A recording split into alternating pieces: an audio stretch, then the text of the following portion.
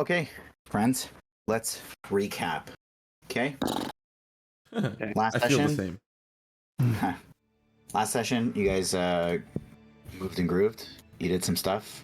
You fucked around with Eleander quite a bit, and you dealt with him. He's apparently being sent to a prison, which was not mentioned in the last stream, but good for all of you to know. The prison is located in the barracks, which is near the front of the thing, which if you studied your player map, you would have already know that. But that's what you did with him. Then you went on your merry way searching for homeboy with the journalist who's running around town trying to write a negative story about you guys. You found where the printing machine was, and then got a little bit of information out of Anders' butler. Then you kind of split up. Two of you went to a bar just for some R&R. Turned out to not be such a great place to be because apparently your profile's a little hot right now. And then the other three of you, two of which are no longer here, so it's just going to be Milo. I'll say the other two basically we're going to work on something, but we're going to say that they just dipped. They both kind of got a plan to go and do something, so they went and scurried away and did that. So Milo, you're kind of left on your own, being left with the information that was presented to you by, I believe, Grix Peaches. Peaches would have kind of pointed out to you that Captain Longass was actually in Gellen's window, surprisingly. So that was going on. A little bit of a bar fight was breaking out by Feyorn and Wyatt, which I think is where we're going to dive into first. So let's head over there. Milo, I'm going to stick a little thing in the corner for you.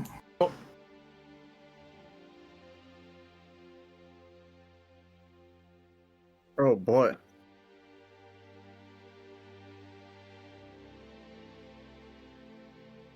What is twins, but for 11 of them? Yeah, there's a lot of dwarven miners that are over here. So luckily, you know, they're all pretty young. So you should be able to hold your own. That was a joke. I think it went over everybody's head, but that's okay. Oh, dude, that witch's brew drink, by the way, is fucking bomb, isn't it? What? The drink that you're drinking. What is it? Oh, not what I thought it was. Never mind. Oh, what's a witch's brew drink? It's an energy drink. All right, that way you had a moment. It's okay. It's okay to not have moments sometimes. Yeah. Okay, friends.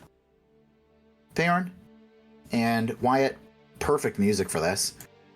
It's a very merry scene. You guys are at the bar, and these two dwarves who have taken seats next to you are very much in your face, taking offense to your very presence, and they seem pretty keen on not allowing you to leave. The one beside you will kind of take a step back here. The one beside you has been kind of pushing into your business and accusing you of murdering all those dwarves and the crew. I don't think either of you are going to convince anyone here that it wasn't both of you and whatever else your little ragtag team over there. So no, I don't think I will let you leave today. Not without paying some dues. Oh, you want me to pay some dues? Is that right? Aye, that's right. And how do you expect me to pay that? I think... Well, I suppose I might be feeling generous and allow you to pay. Or you can pay. So loud. So that's how you guys get down, right? An eye for an eye? You took many eyes. So you, without evidence, are going to take an eye, my eye. Am I getting that right? Sorry, I just want to be clear with you dwarves. Well, are my kin dead? I wouldn't know. I didn't do that to him. But you do know if they're dead or not. I don't. But you already said you were there. Nobody's contesting that. I You may were have been there. So you saw it. Manistrad was there too. Why don't you ask her? She doesn't need to be involved in this. Well, she was there. If she was there, then she has to be involved. No, I don't think she If you're needs- pointing fingers, you might as well name everybody that was there. Eleander, Manistrad, Peaches. Oh, now we get the whole list involved. Why don't you go ask and make sure that you dot your I's and cross your T's before you come point your fingers at me? You see, Peaches has paid her dues. But you haven't. And you've committed an atrocity. No, I haven't. Well, hey, is there anyone here who thinks they are perfectly innocent? And nobody raises their hand. I didn't say I was innocent. I'm not an innocent That's good being, enough for me. but I didn't kill those dwarves.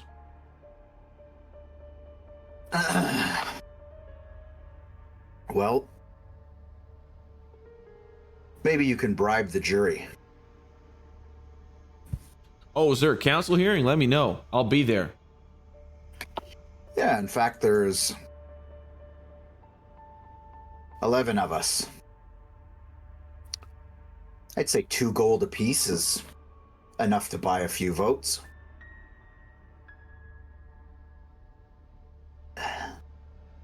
Why don't you take a good look up and down, boot to head? You think I can carry 2 gold per person? You see,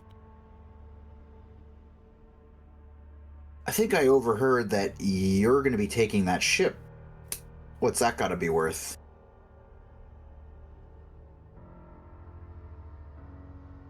I didn't say that. Oh, but word spreads. Man, I don't know what side of the bed you woke up on today, but you're just spitting lies.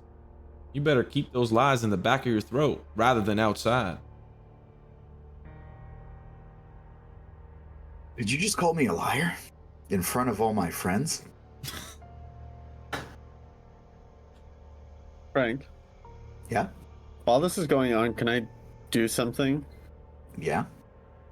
And actually, I'm going to have you swap seats, by the way. This is not how this would have been. Okay. Can I slowly snuff out the lights in this place? There's a big fire in the center of the room. I know. I want to slowly snuff out everything except the big fire. How do Like you all do the little that? I was glad you asked, you know? He's fucking glad you My druid craft. I can Instantly instantly light light or it. snuff out candle, torch, or small campfire. I mean, the description fits, bro. So it's verbal and somatic. So you would be... I'm gonna be, as they're talking, I'm just gonna be like whispering to myself, yeah. So they will... So this is the ruling I'm I going to take know, with but they're every also spell. drunk, so I'm going to, I'm You're gonna gonna be attempt doing to it. whisper. Yeah. So you're I'm gonna do basically going to attempt to get it past like 11 or 12 people watching you. We can try it. We can try it. Let's give it a go. Holy shit, he's gonna make 11 rolls. Okay. They're, I'll they're roll at for them. disadvantage, you know? Yeah, I'll let Tanner roll for them. Yeah, I'll roll for them. And I'll tell you the numbers. Oh, that's a lot of natural ones. Holy smokes. So, okay, never mind. Let's go. Okay. Okay.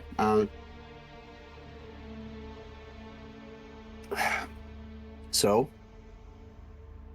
I will let you roll a sleight of hand check to get away with some of this. Okay. Let's see what happens. Oh, that was not good enough. It almost landed on that Oh. 17, bro. Okay. Wait, I'm gonna use inspiration. Okay. Love that. I have to in this moment, please. Okay. Okay. So this is what I'll say. Just to give you a better scene of what's going on here. Mm-hmm. the main source of light is that central fire pit. Okay. All the lights on the table are really just candles, so it's really just lighting a small proximity. Okay, That's fine. there's also a stove, like a wood-fired stove that's in the back there, as you can see. But if you get that main one out, first of all, it's going to be very noticeable that it's out, but that'll delete most of the light. So, how do you want to go about this? Which one are you targeting first? I was gonna do all like the small ones, the stove, and then the campfire last. Okay. That was my initial plan. Okay. Kind of subtly, like, you know, you don't know if it blew out or what. Okay. Is there, what is the verbal There's for it? Is there like a stuff. a specific thing, or is that different per caster? You just, I think it's you just have to percussive. say stuff, right? But just you can imagine- whisper it. I just imagine Feyorn being like, I'm Feyorn. I'm Feyorn. Just every time putting out a new candle. Like, we know you're Feyorn. Shut up. It's like I am Feyorn. Groot. Yeah. Okay, so I'll say you snuff out the two on the bottom two tables. Mm-hmm. And people are like in a mixture, like these dwarves are in a mixture of like a kind of drunkenness. They're looking at the conversation with Wyatt. You're huge, so they're obviously going to see you doing something, but they really don't pay too much mind until you get to the third table. All right. At which point, the table that's beside you, they don't really realize what you're doing. They don't really pay much attention to the light on their table going out. So two candles are out, and the dwarf closest to you, he kind of reaches out and grabs you by the scruff of your shirt, like reaching up, I guess, way up at you. Oi, what's going on here? He's up to something fishy. No, I'm just talking to myself.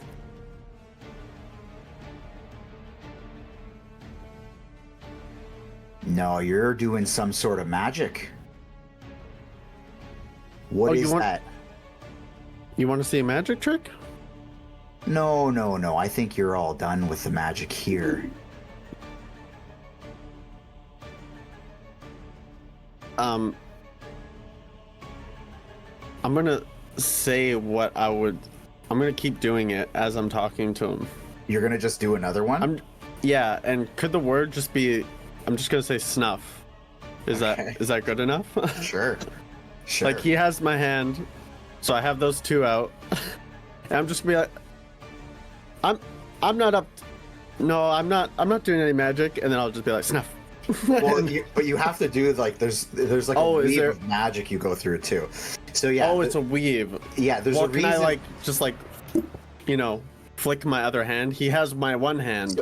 So I'm just gonna explain this too. The reason I do this is because sorcerers specifically have a feature called subtle spell where they have to spend sorcery points to do it.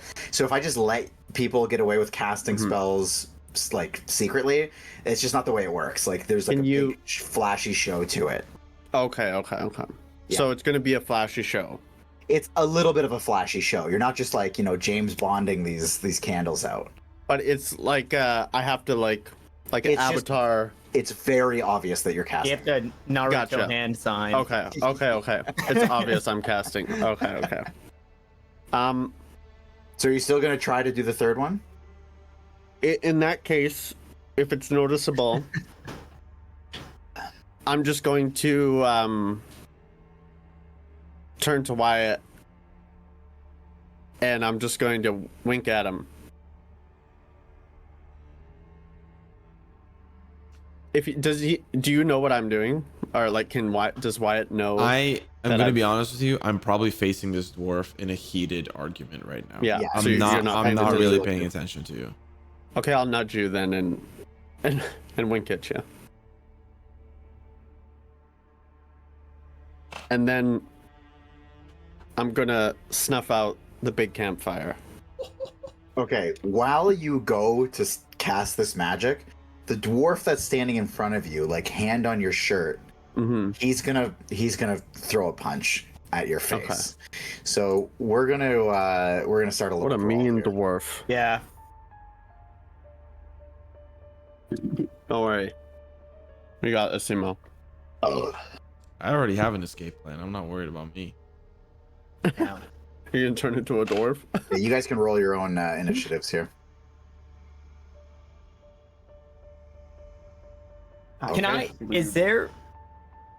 Can I know what are Grix and Peaches doing, or what did you have in mind for them? So I'm Because- gonna say that like we have to unfortunately do it this way, where like if you want to talk to them, you can, but I'm basically saying that they just kind of like in the moment came up with like a little plan. So we're gonna fast forward like 20 seconds from where we left off from you guys. They come up with a little plan. They're gonna go off and do their thing. Because okay, so what I would have done is, like, we need to get the group together. Like, we Okay. need to go get Wyatt and Feyorn. Okay. So whether they were following me or not, and it almost works that they're not. Like, if they're scheming and plotting and they want to investigate what's going on with Gellin and Longass, they could be doing that. I would have gone to the tavern. Okay. Yeah, So fair if enough. there is a world where, like, I just want to put that out there, because if there is a world where I show up in time to save these guys from 11 dwarves, maybe maybe we're living in that world. But that's what I would have gone to do. Okay. Oh wow, that's really dark. Perfect. Okay. Okay. Yeah, we might have a little something like that. So I mean, the timing is still going to work out that there's like travel time and all that stuff. Yeah, so, absolutely. So okay. Okay. So you snuff out that big light. He goes for a punch. He's going to attempt to punch you in the face. So let's just see how that goes. Bro, if he hits For me... an 11, he's jumping up as a dwarf, like trying to swing and hit you in the face. No. Okay, and these are all like brawler dwarves. Like they're not exactly fighters or guards or anything like that. They're just drunken, you know, bar goers. But it is quite dark, so they're gonna have a much harder time hitting you here. Okay, so they're gonna start stumbling over themselves to get to you. You just hear this big kerfuffle of like, "Oh, I get him!" And they're just gonna start like piling themselves forward. So the one in front of you, Wyatt, he's also gonna take a little swingy poo at you. Now they are swinging at disadvantage here. Even at disadvantage, though, the one in front of you gets a 17 to try to punch you in the face. I hate to be that guy. The dwarves have dark vision. I hate to be that guy. Do all dwarves have dark vision? Be that guy. Be that base- guy. I hate that you're a guy. The base race has the base dwarf race has dark vision. Perfect. Okay. So not disadvantage. It's going to be it's a nat 20. The other one was a nat 20. Wow. Okay, perfect. So Listen, I'm just being honest. You gotta Yeah, know what's going on, Frank. Well, this No, plan it's great. sucks, you know? no, that's why I got you guys as backup. So he's going to hit you for 2 bludgeoning damage, and it is a smasher of a hit. This dwarf nails you. The 2 down at the bottom, they come piling in. They're going to get a couple hits off onto Feyorn. And boom. For an 11 and then a nat 1. Feyorn's not getting touched. And I'll say the only other one that really gets in on the shit show here is the other one that's at the bar with you here, Simo. He's going to take a swing at you. For a 19 to hit. So you're going to take 1 more damage. So you take 3 bludgeoning damage. They're just piling in. It's just an absolute brawl. It looks like some of them are more keen on just kind of sitting back on this, but it's the ones in your face are beating the shit out of you. Next up, Wyatt, you're on deck with Lemon on deck.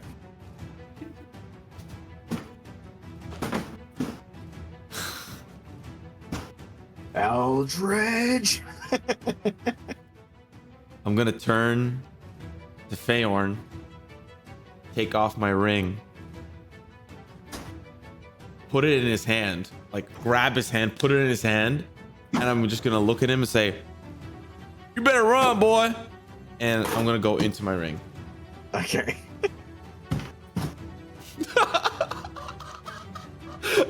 What? Oh fuck. And everybody just kind of looks around. It's like when Frodo disappears for the first time, or when his uncle disappears at that party. Everybody's just like, "Oh, what? Where did he?" Ugh. They'd never seen anything like it. Wyatt has effectively vanished. Feyorn, you're up, buddy, and you are quite surrounded.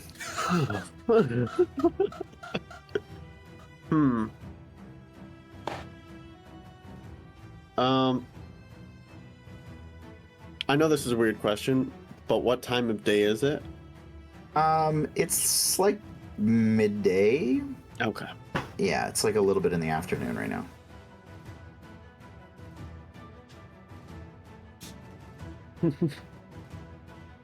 Sorry, Lemon. No, you're good. This was my fault.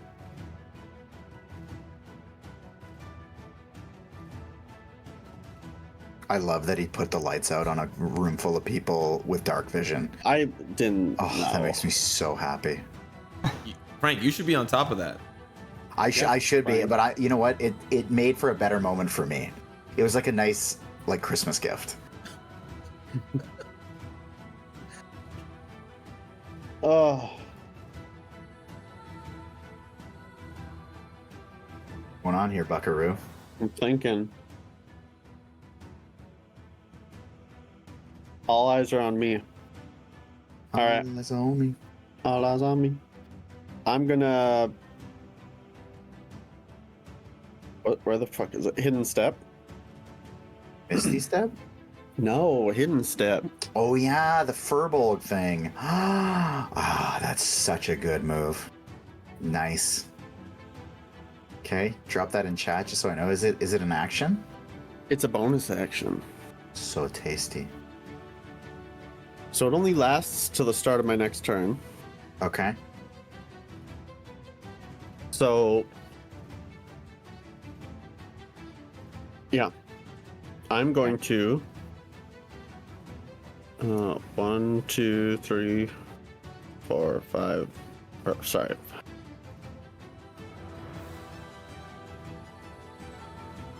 30. Okay. And I'm gonna dash as my action, right? I can do Okay. that. Yes. I don't want to open any doors because I don't want them to know where I'm going, Sure. right? So this door's open, right? Yep. I can't go in. Oh, there we go. So that they can see. So that was 30, 35, 40, 45, 50, And that's the door out. and 6. Here, I'll put it 60. to There you daytime go. so you can see. Oops. So there. Okay. So Wyatt's in the ring and he's out of there. Okay. Behind you, I mean, that was pretty quick. Behind you, you hear this fucking madness as the two of you just effectively vanished. First Wyatt, and then essentially immediately after Feyorn.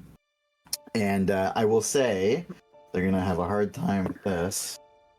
Yeah, so in their drunken stupor, they can't really keep track of what's going on. You know, even though they have dark vision, the kind of shift in lighting, they still got to, adjust to the new lighting. They don't really notice that you make your way out of there. So you guys head right out the front door, and you leave behind absolute mayhem and chaos as all these dwarves are just going nutty. I will say, though, the bartender, Lankus, he was pretty keen on trying to get you guys out of there, so he kind of picked up on, at the very least, the fact that you jumped over his bar, and he kind of stepped out of the way for you nonchalantly and got out of there. So, I will say you guys make your way out. You can see, positioned at the front of the entryway there is that older guy that you saw earlier, and he's just kind of slummed, sitting down. You come out of your invisibility. I'll just take you out of combat. Wyatt's still in the ring, right? Oh, in the he's, ring. he's still in the ring. Okay. I'm gonna. I still have the ring in my hand. I'll be like, I think we're good.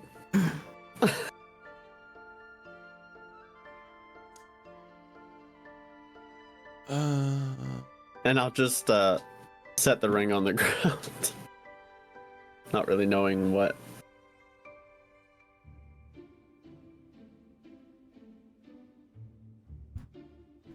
Nothing happens. Okay.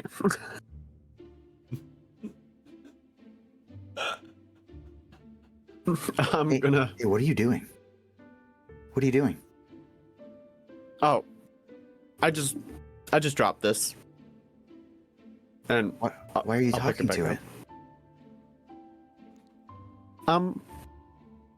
It's special to me. You didn't drop it. You just put it on the ground. I'll just, I'm. You're what? What are you trying to say? Different perspectives, No, you put it on the ground. That's not what dropping is. But hey, listen, while you're out here, there's a ship I need to tell you about.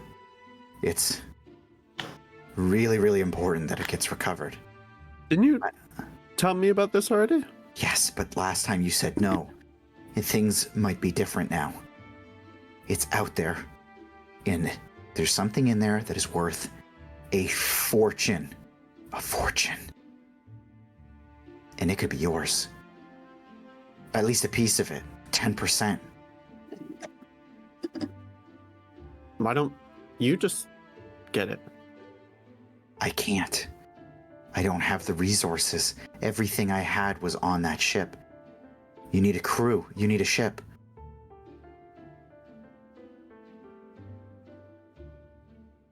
I can give you rough coordinates. I just got word that it was spotted, just floating.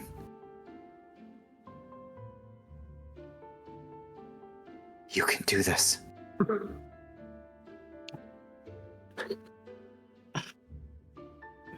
I'm kind of busy right now. But yeah,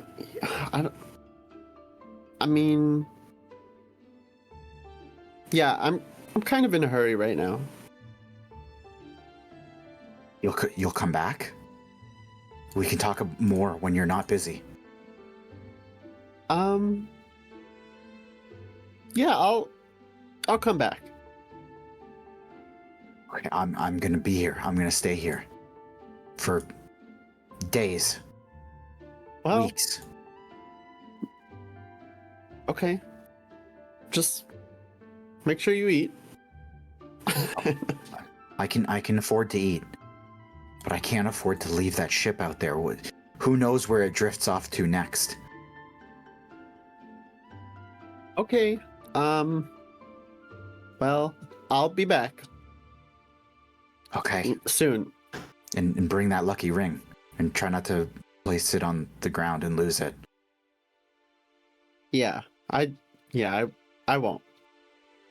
Okay. Thank you, though. I'll be back. I'm gonna be looking for you. Okay. You're hard to miss. You're huge. Thank you. Okay. Where are you headed? Just back to the docks. Back to the docks. Okay. I'll say that partway, you... Oh, what's going on here? What? Nothing. Okay. So you make your way back. Milo, we need to bounce to you for a moment.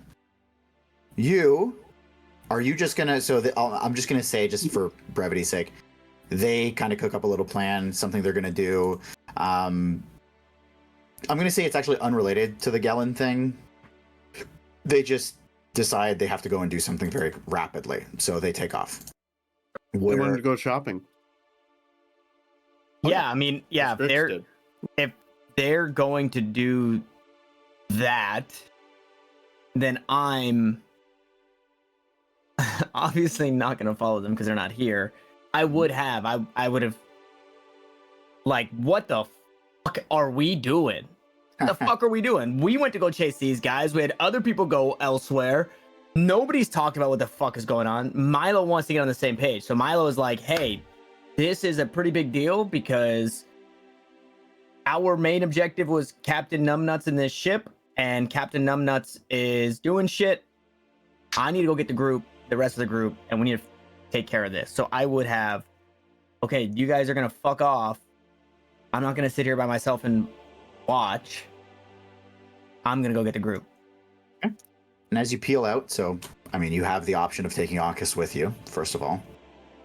Akis comes along. Okay. And as you're kind of peeling out, Chiselle just kind of waves you off and says, don't forget, you're on a timer. I'm not even going to acknowledge him. Okay. I'm just going to keep going. Fuck that guy, man. Tick tock. On the clock. Going. And he starts doing a TikTok dance. All right. Okay. I'll say that you would meet up. Where did I? Okay. I'll say that by this point, you just see Feyorn at about this little position here. So in the middle of these buildings in this pathway. You meet up with Feyorn. You don't see Wyatt anywhere. What's Feyorn doing? Is Feyorn just walking? Is he in the middle of a run? What's Feyorn doing? Yeah, I'm walking back to the docks. You're just walking. Just walking, and I'm like holding my hand kind of out like this, just with some, closing my fist and just walking, looking for you guys. So yeah, I'll walk up to Feyorn and I'll grab his hand that's just out there and just like palm it. Hey buddy, been looking for you. Where's Wyatt? Oh, here, hold out your hand. I'll let go and I'll hold out my hand. And I'll just drop the ring in your hand. He went in there. No, this is great. He went in where? The ring. That's his ring. And I'm just gonna pick it up and look at it. Does it just look like a regular ring? What's it look like, Wyatt? Is it a mood ring? It's a mood ring. It's a golden ring. But when the sun just faintly glimmers over it, you can see like some kind of like hidden stripes within the gold that just cross diagonally over and over and over and over and over again. And there's nothing written or etched on the inside. It looks like a regular ring, but it has like some embedded diagonal slits that are easy to miss. Okay.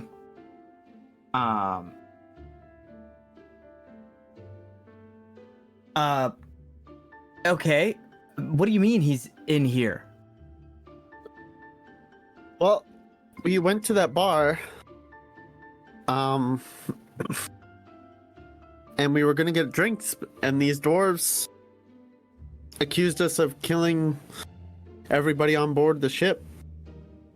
So they wanted us to pay them, or they were gonna beat us up. And so I came up with the plan to, snuff out the fire and sneak away in the darkness, but I guess they can see in the dark. I didn't know that. It didn't work out well, and Wyatt just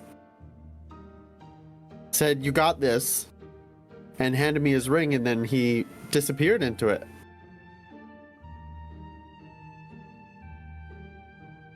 Did he say like blue skadood weekend too, or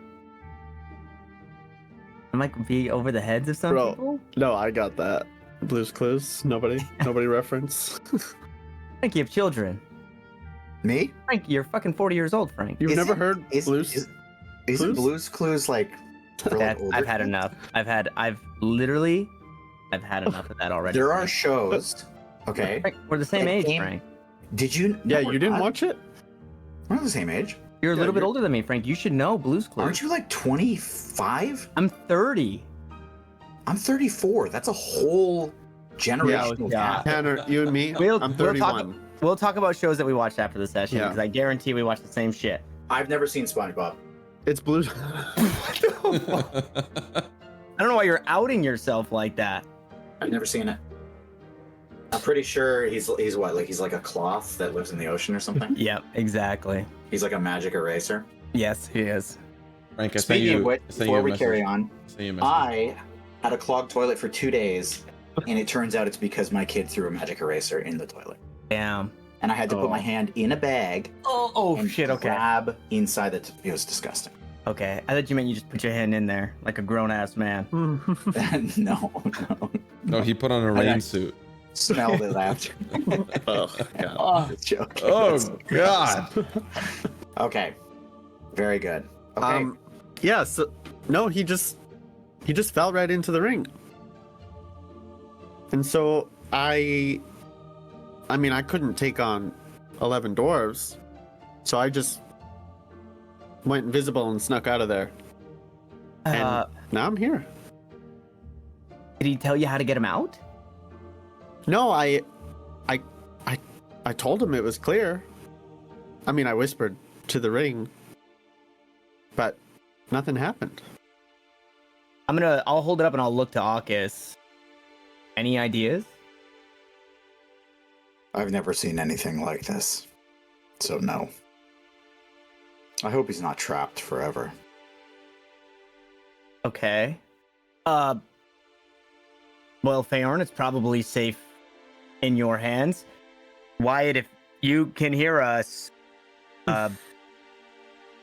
it'd be great to have you back, buddy. We got to talk. And then I'll just hand it back to Feyorn. And at this kind of like, however you guys are talking, just off to the side, this super lavish couch appears, and Wyatt appears on the couch just chilling with like a grape that flops into his mouth. And then just like in a second, the couch disappears and he falls onto the ground and he's like, you guys had to ruin my fun. I was enjoying it in there. So hold on. So what is it? Is stuff coming out of the ring or is it just appearing? What does that look like? I think out of flavor, I kind of decide how I want it to act. No, okay, but like the couch just like appears. mirage It like poofs. It like poofs. Okay. A little smoke. Okay. Little blue smoke. Okay. I was like queuing up reactions if like you just like cartoonishly step out of the ring or something. No. And I'm just on the ground lying. Okay. Savoring that grape. I'll continue handing the ring to Feyorn. I don't know if the ring does anything once that happens. And walk over to help you up and just be like, okay, can we go somewhere to chat? And I'll look around. Frank, is there anybody like in the direct vicinity? In your vicinity? I mean, there's some kids playing. It's a little courtyard area, so there's this little game. They've taken a basically white stone and drawn some things on the ground, and they seem to be jumping around almost like hopscotch, but no like adults or anything like that.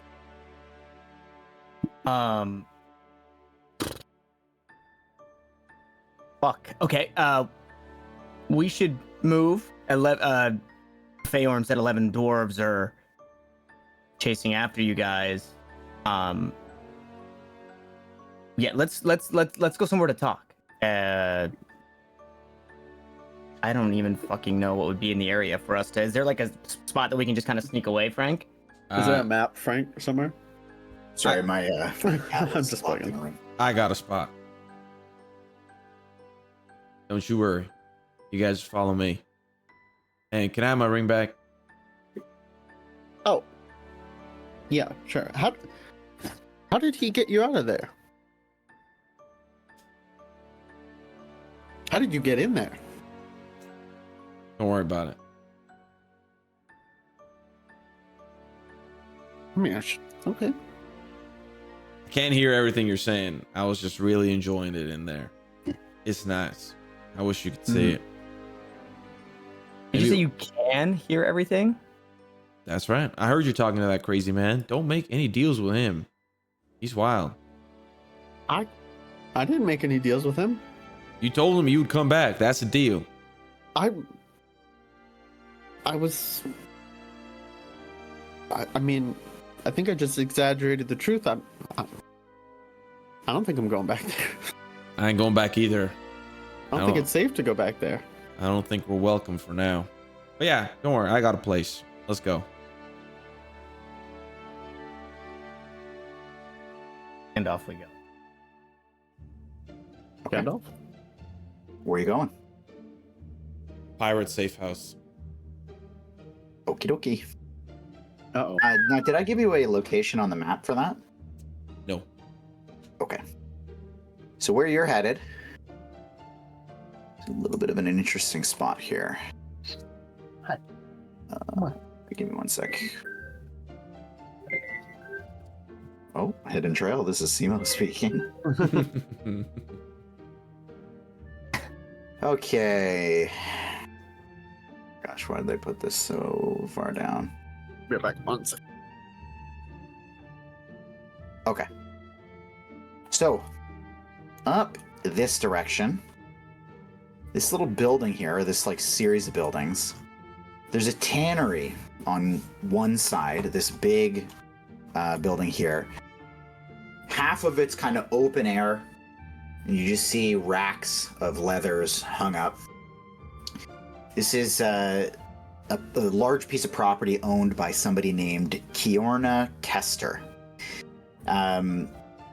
She primarily works in the shop side of things, and just as a fun note, she's also constantly looking for all kinds of interesting leathers and things like that. So if you ever come across them, you need them sold, or if you want an interesting mission trying to find some, Feyorn is a great person to go and see. Next to the tannery, in the shop, there's this little storage building, and there is a cellar door that opens up. It's a little bit covered in bush and bristle, and not a lot of people use it. That brush, though, that's on there is actually just attached to the doors. So they're actually fully functioning, well-oiled doors. Nobody really uses them, and Kiorna herself seems to actively avoid going behind that building. She uses just the front door to get access to the storage. It actually leads into a surprisingly large, just wide open kind of basement area. It's a little bit damp, and there are several kind of makeshift beds, cots, things like that. Wyatt, a lot of this is a place that you know very well. And I will add as well, there are kind of like makeshift like strings with little sheets hanging as like visual separators between the spaces. And as it stands, there is not really anybody down here. Sorry, there is nobody down here. Oh. Listen, you said you wanted to talk. It's probably the safest place in Saltmarsh. Yeah, what is this place? It stinks. Been my home for the past couple months. I'm sorry. Don't be. I've slept in worse places than this. This ain't too bad. Okay. What are we doing? We are all over the place. And I guess just to kind of cherry on top of this as the shit rolls downhill, Peaches, Grix, and I just spotted Captain Snake Eyes in Gellin Primewater's mansion. And he didn't seem apprehended. He didn't seem restrained. It seemed more of a casual visit. And you guys are off at the tavern. We're off dealing with the guy that, I mean, I see now, Wyatt, why you are not friends with that guy, but the dude who's writing the story is just I just don't get it. and now Peaches and Grix are off doing their own thing. We gotta. I mean, yeah, what the hell is going on, and what are we doing? Did you say the captain with Galen? With Galen. And I didn't even get a chance to talk to Grix about it. Grix has been Galen's kind of right-hand man. Right toe man. I don't know what Grix is to Galen, but they're very buddy-buddy, and this, I mean, that obviously looks terrible. That's right. Yeah, he may be a difficult person to talk to about this. He's too close. Well, I was brewing up a solution, at least for the journalist. I've got a plan. Okay, and what's your plan? I bought some nice clothes. I gotta go pick him up soon. Found out where the printing press is. I need to spend the night writing a story. True story. I'm gonna change into the journalist, head into the printing press with my fancy clothes, and tell him the story's ready. And before he could do anything about it, they're gonna start printing thousands of copies. We just need to keep him at bay tomorrow so he doesn't go to the printing press. He's got some sort of interview he needs to do. The more time he spends not at the printing press is the more time I have to get some stories printed. I'm really fucked up. All I wrote is Giselle is being a motherfucker.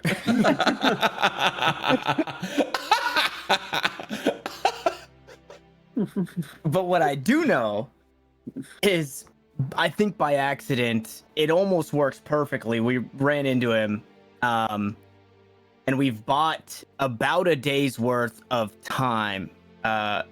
He expects us to bring back more of our truths to the story. So I tried to bargain with him to, give him more juice so that way he could write a better story.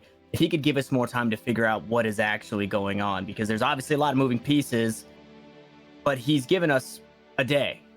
So that almost lines up perfectly. I don't know what reason he would have to go to the printing press if not to print. So we may have that day that you need to write this story. And well, no. I'm writing it today, waking up, and I'm going there. Right, write the story and get it printed. That's right. Because they're waiting on me. They're in theory, they're waiting on the journalist to come and give them the paper to get it printed. We can write whatever we want, Tanner. I'm sorry, Milo. Milo looks over his shoulder, thinking somebody else. Sorry, Akis. Yeah, that's right. Jordan knocks on the cellar door. Did you ask for a Tanner? Yeah. I got a whole team of them. Okay, so we're keeping the story at bay, or at least we're creating the chaos that will keep the story at bay, or maybe keep the story from ever shedding a bad light on us. What are we doing about just the entire situation? We've got Blackwater, we've got Eleander, we've got Lizardfolk going to war with God knows who. I'm of the mind that Eleander can be an asset in keeping or in helping us deal with this war, which seems like big picture number 2 next to the Blackwater that's been corrupting the beings and clearly the people of the town. Did you see what he did? He turned into a goddamn tsunami and surfed his own wave. I don't think he's the same Eleander. I think he's been compromised. I still don't really know how, but if you think he's an asset, I think you're a little bit blind, Milo. I'm there with you. I only think he's an asset if we can figure out what this Blackwater is.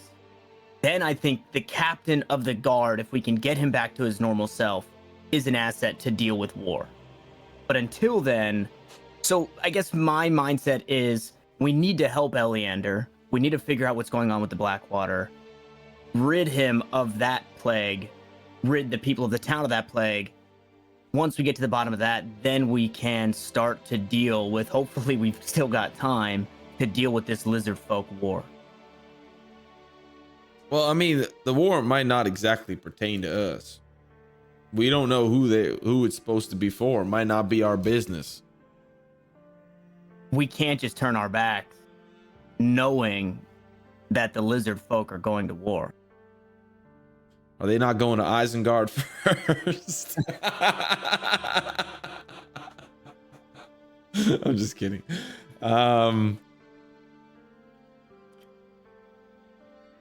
I can't just turn my back with the Lizardfolk going to war. Why is that?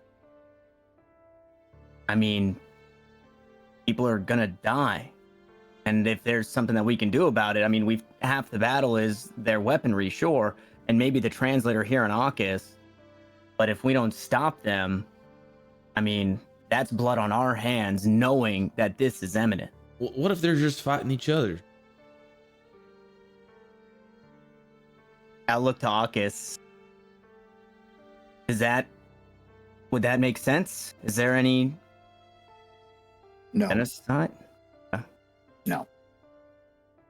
By the sounds of things, and they were particularly discreet when I was around because I was the only one who could understand them, it did seem as though there was a looming threat, and it seemed as though they felt like they had no choice. The threat was against them, which is why they felt they needed to arm themselves quickly. See? It's got nothing to do with us. That has to be, again, with, like Arcus said, they know that he can understand. That has to be some way to throw us off their scent. What I will say, in addition to that, is it does seem as though the location of their lair is positioned in an advantageous, should you say, stronghold that overlooks quite a bit of underwater activity, as well as has a pretty good proximity to this town. Whether or not their plan is to defend themselves or to make a preemptive strike, I can't be sure. No, the Lizardfolk are evil beings. These creatures, they can't be trusted. That has to be a tale to throw you off their scent, so that way, if a situation like this happens, Arcus, you wouldn't be able to tell the true story. They are vile creatures. They cannot be trusted. Well, what's your ticket with these lizard folk? To be honest, I don't really care if they go to war, if they wipe their ass. To me, it doesn't matter. Why do you care so much? The lives of the people that they're going to war with. These lizard folk are going to impose themselves. What if and they're for what reason? What if they're fighting against orcs or goblins? Who cares?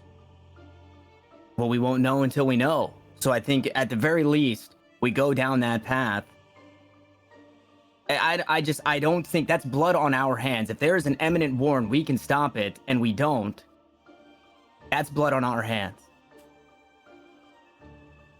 All right, maybe that's, to-do list item D. We still have A, B, and C to get through. And maybe the council will be a little bit more interested to hear your pleas. Ultimately, it's their decision what they want to do. What are they going to do? Send a group of mercenaries to deal with hundreds of lizard folk and their weapons? I highly doubt that we're going to be able to make a dent. So it seems like it's a council issue to decide. What do I have? I agree. Which is why we need to figure out Eleander. If anybody's going to deal with it, it's the guard. And if anybody is capable, it's the captain of the guard. So, well, hold on a dear second. Well, as much as I hate him right now, What about the dwarves? What about the dwarf? Well,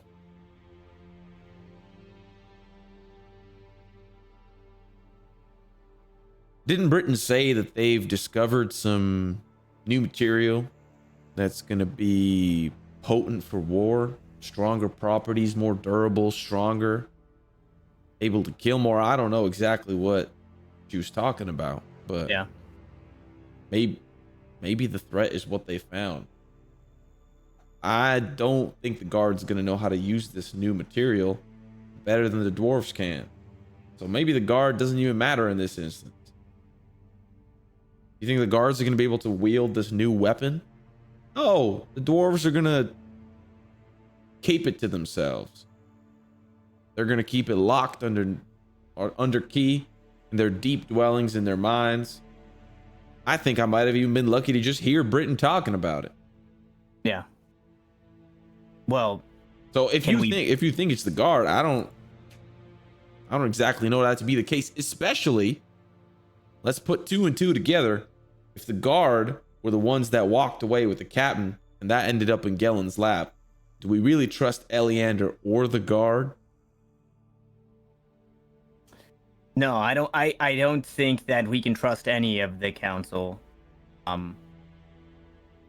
You're gonna put your hands into the guard after they walked away with Captain Longass, and they put him right into Gellen's lap.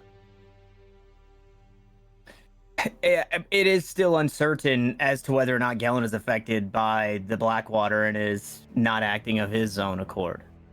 Right? I think that is issue number 1, is figuring out not only how that's been affecting people, but how it controls people in the first place and finding the source of it. But to your point, I think maybe you or we can get Peaches to spend a visit to Britain and test the waters on where they're at with this weaponry and if it can even be an asset to us in defending from the Lizardfolk.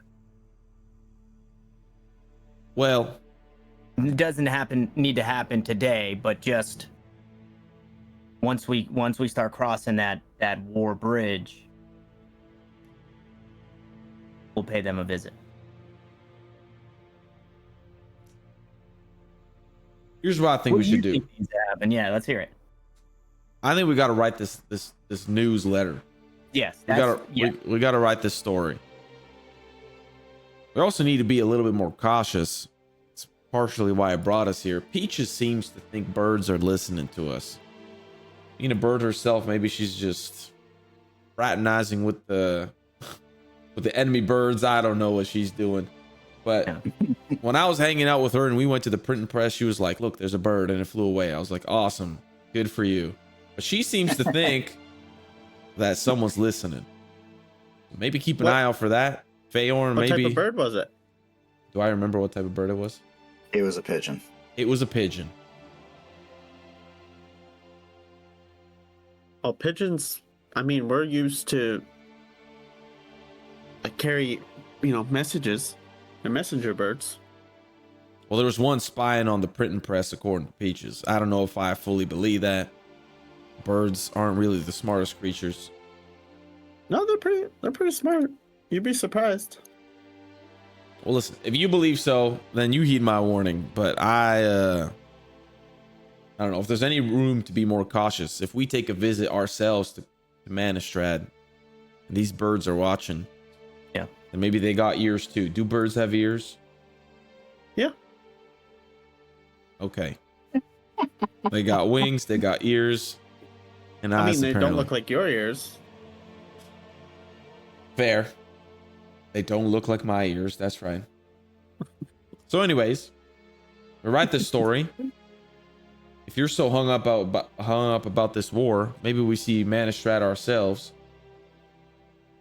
I don't think we really need Peaches to just poke a little around. We already have the intel. There's some new weapons. But should we? You said that you had just overheard it from Britain, no?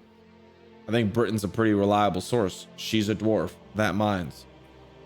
So what I'm saying is maybe we go to that source versus straight to Manistrad, who might, bring the hammer down on Britain for. Fine. We can go after Britain if we feel like we want to explore it further. Because ultimately, maybe Manistrad gives us something to do to try to pull her favor in the council. If you want that war and you want to save people, Manistrad may have you do things to try to pull that council in that way. Fuck. We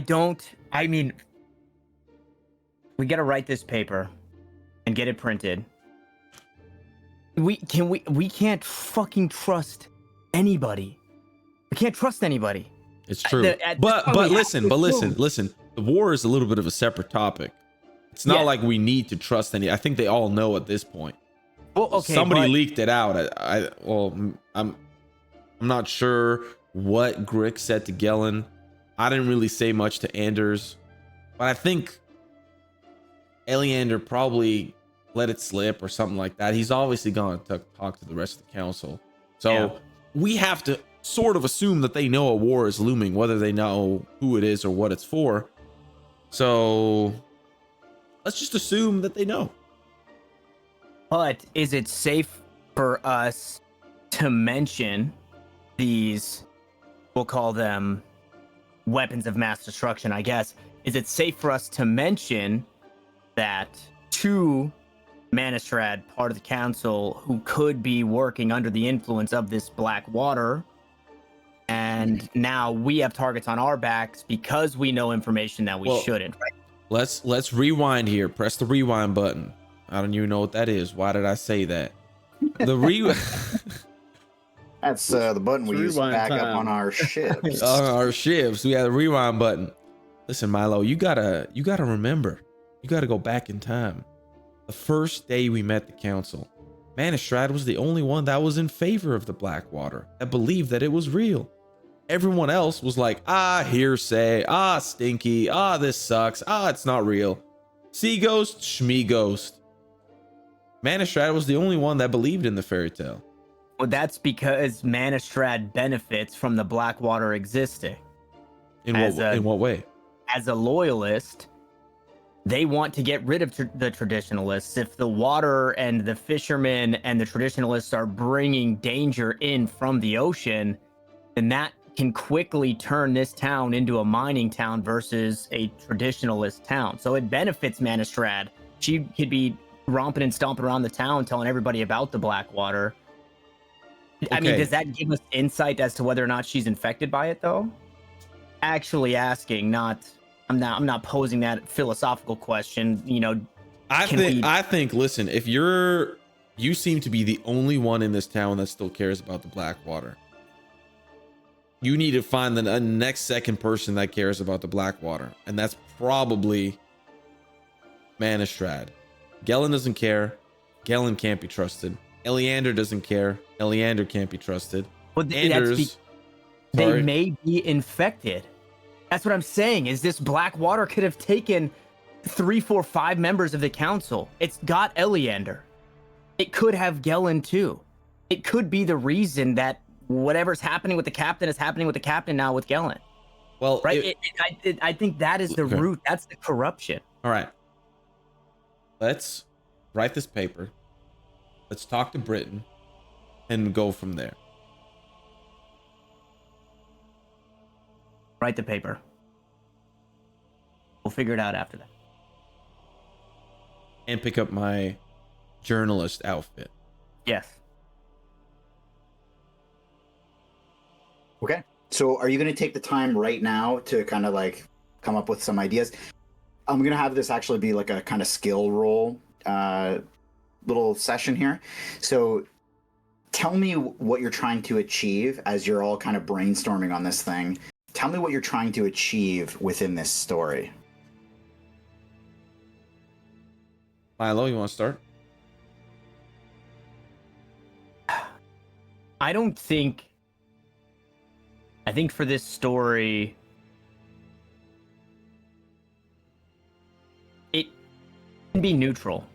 We don't have to be heroes, but we can't be the villains, or else people are going to want justice for what we've done. If Chazelle puts his post out. I don't think we need to be over the top.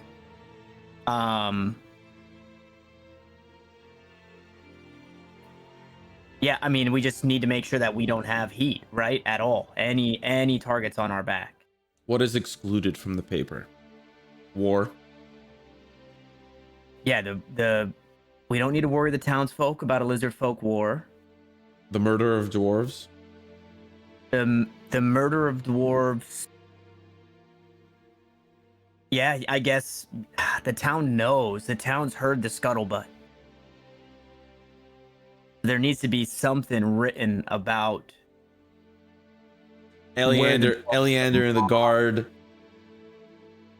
I mean, Eleander is a wanted man and he's been apprehended. We could put the blame on Eleander.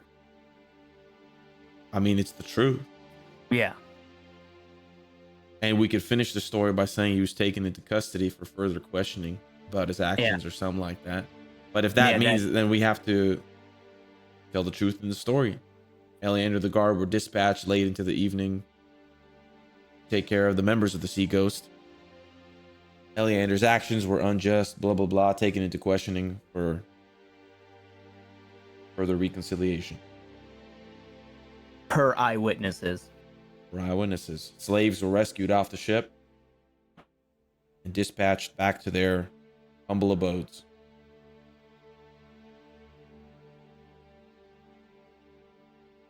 Do we mention the Sea Ghost? That was a little bit of a rumor that people didn't believe were true.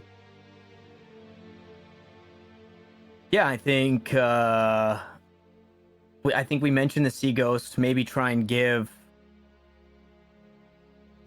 some silver lining that any of the rumors heard by the Sea Ghost may or may not have been true, but they will, be happening no more. Yeah. And that the guard will continue to, now that we have their captain in possession, the guard will continue to question and figure out what exactly was taking place on that ship. Okay. Sounds good to me. Got that, DM? Got it. Do we give ourselves, I know it feels bad because Peaches and Grix are off doing whatever it is that they're taking care of, but do we give ourselves a name and speak on how our group, because people have been pointing fingers at us, and so maybe we do make mention of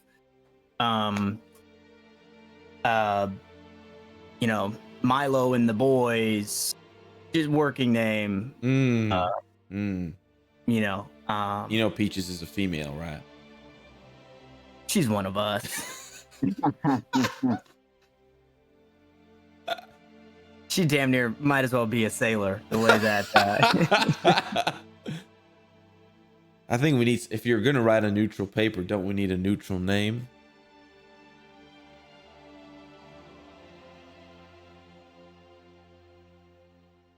Yeah, Milo's missionaries. That's pretty neutral.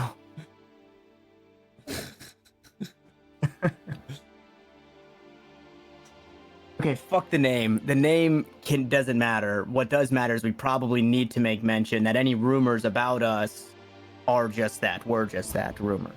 Unless you think that... We should have a name. Why not? God, because we're going to spend the next 45 minutes of this session trying to figure out a fucking name.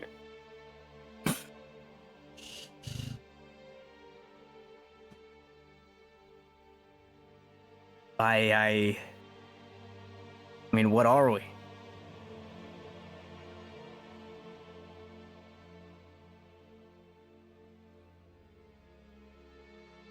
You're the saviors of Saltmarsh. Badass bandits. Oh, wait. That's not neutral. We can't be the saviors, August. We're neutral. We're... Well,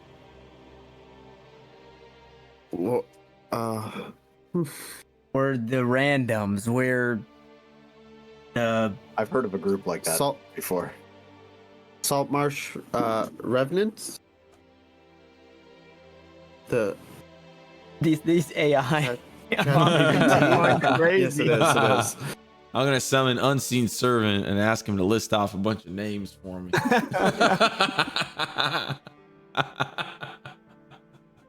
I like them. Hey, we gotta, we need help. Well, there are 5 of you. The water your And- race. What about in plain sight?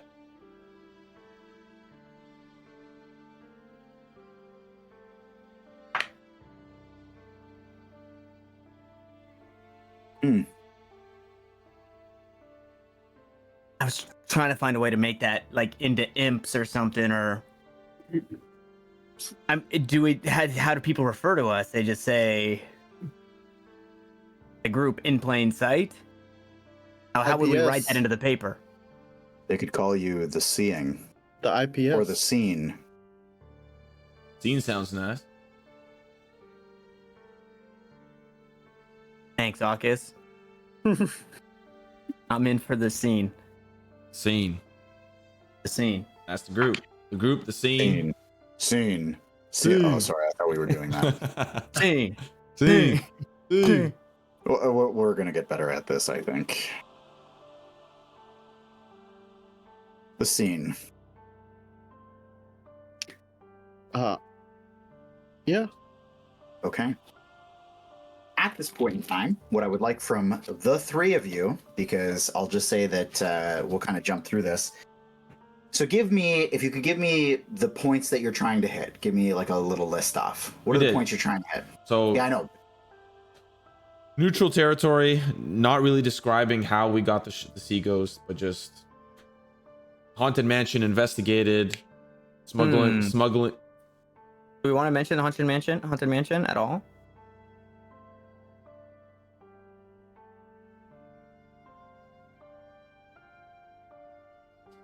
Well, it's either the truth or a white lie. Okay. Give it to him straight. Haunted mansion. Smuggling ring discovered. Sea ghost apprehended. Rumors may or may not be true, but rumors will now cease to subside since the sea ghost has been apprehended. The scene. The group led the expedition to take down this ship. Brought it into harbor. How are we spelling that? S-E-E-N. Yeah. Oh, okay. Ship brought into harbor. Eleander and the guard dispatched late into the evening to apprehend the suspects.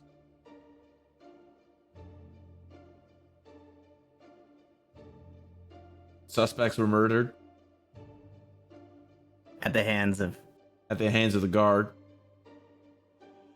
Eleander taken into custody for further questioning behind his actions. The scene. Should we say that we're now the owners of the ship? Or that doesn't really matter? I think maybe we can mention us as the team that will be further investigating Sure. rumors of the sea ghost and Sure. trying to wrap this thing up in a nice little bow. Yeah.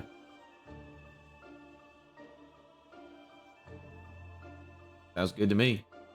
Try and Okay. give us some good graces. Okay. I'm going to have all 3 of you. You're going to roll.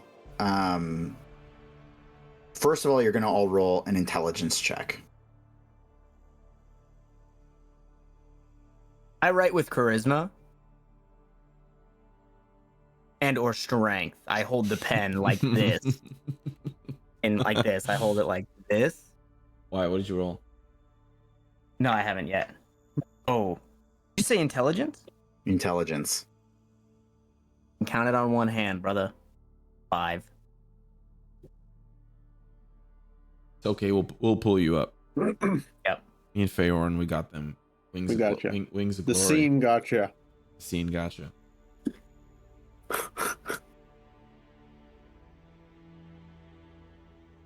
Okay. Let me see here. Okay. So big rolls of 17. All right. Now, I want you to make... Sorry, guys. I want you to make me a... persuasion check, all three of you.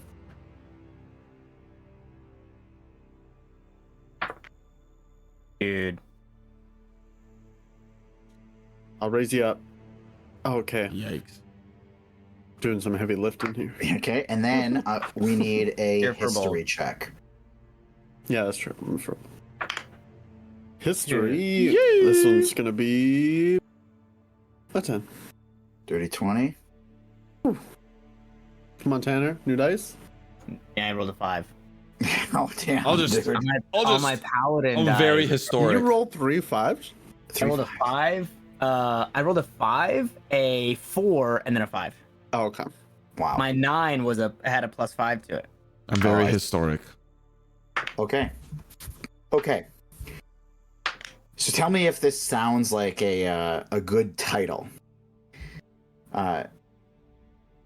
Adventurers of the High Seas, The Scene, Unmask and Dismantle the Sea Ghosts' Sinister Human Trafficking Syndicate. That's right. Okay. Damn. Good job, So- Unseen Servant. So you guys get a pretty decent kind of collaboration going.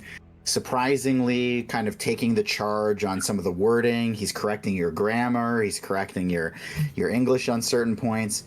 Feyorn just becomes a master editor. He just oversees this whole thing. You guys are throwing out some terrible ideas. Feyorn reins it in and comes up with some really persuasive language. And to back everything up, Wyatt gets this really good grip on kind of the way people have talked about the Sea Ghost and the Haunted Mansion in the past. And he uses that historic knowledge of everybody's kind of chattering to be able to go even deeper, to not only make people believe the story, but to be able to connect with it on an individual level. So all in all, you actually get a pretty solid article. You don't notice, but there's a couple of typos here and there. And some of it is a little bit confusing, but all in all, it's a pretty persuasive sounding piece that is certainly in favor of the points that you guys were trying to get across. Feyorn, why did you have us write about acorns so much? The crew discovered an acorn tree right beside the mansion where they decided to grab a few. Feyorn, do you really feel like we need to add that bit? I feel like it pulls away. It adds flavor. All right. You're the You guys expert. read the first letter of every sentence. Hey. You take them all together and it spells out bushes are cool. All right. So you guys get a pretty convincing piece. It takes you about an hour, but you kind of wrap it all together. And lo and behold, you guys have this really solid piece. All right. Okay.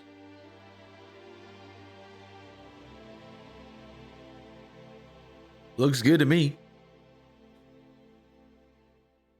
Okay, so now the plan. Grab your clothes. You're gonna turn this in to be printed Tomorrow. Be a little Tomorrow, bit. Is that fine? I You want it Don't have today? it. We can do it today.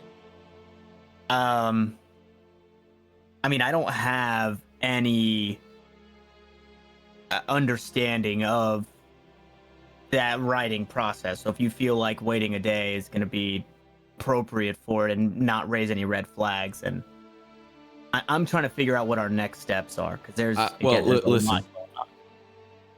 If I go do this now and I bump into him, that's a little scary. I wanted to do it first thing in the morning. Yeah. When nobody's out and about, go straight to the printing press, wait for it to open and do the do. Sure. And again, yeah, we should have that time. So let's plan on that. So Frank, what time of day is it? like, I think it's midday. Yeah, you're a bit into the afternoon now. Okay, okay. Can we consider that a short rest? What we were just doing? I'm just gonna say just the mental output, it's not a short rest. How dare you? Like you need to do like a leisurely activity. Yeah, Feyorn, if you're not feeling well, we can take a second. We've only got time to kill. Let me go pick up my clothes. It's quick, and then I'll be right back, and we could rest up for a little bit, and then go to Britain, I guess. Not a bad idea. Sure. Yeah. Frank, would we know of somebody? Like, is there like a old traditionalist fisherman? Is there maybe somebody who's a little kooky? Maybe somebody who does in the world of traditionalist and fishermen and docks?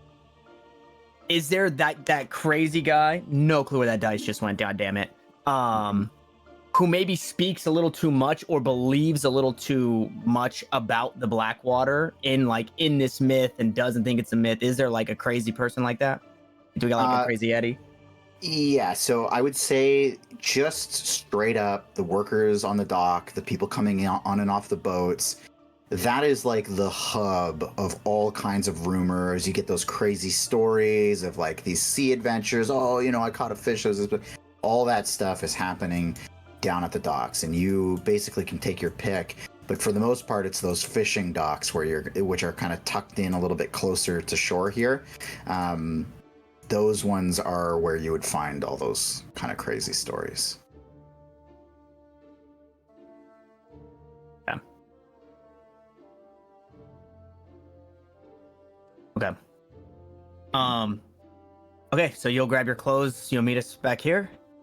Yes. I'll put on like a dark cloak. Try to be a little bit inconspicuous. Okay. And head Also, over to the clothing shop. I do want to say I actually screwed up the time of day. You're actually creeping into evening by this point. I forgot where we started off because you guys slept in. So you guys are creeping a little bit into evening. Okay.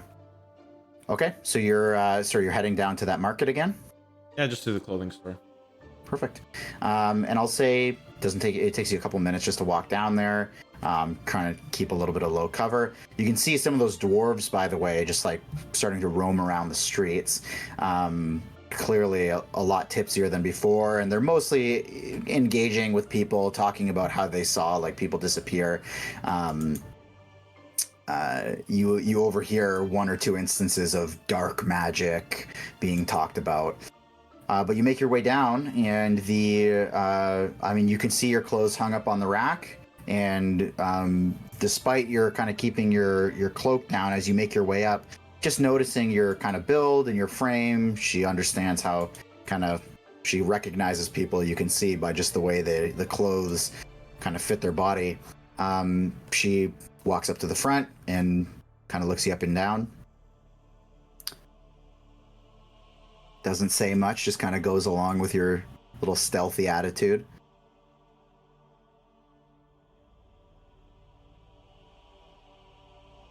I mean, what does that look like I'm doing? I'm here to pick up my very lovely new uniform. Oh, I just thought it was strange that you were hiding. It's fine. This is a little bit flashy, so you're going from one end of the spectrum to the other, I guess. And she just hands it over to you. Appreciate the opportunity to work. Feel free to come back anytime, especially for these rush jobs.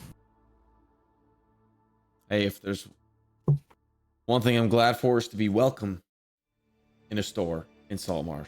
So thank you. I won't ask any questions about that.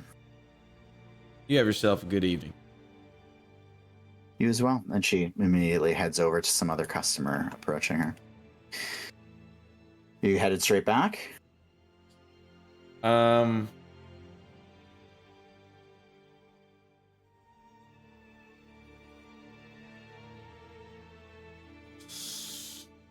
Can I is it kind of like starting to get dark out?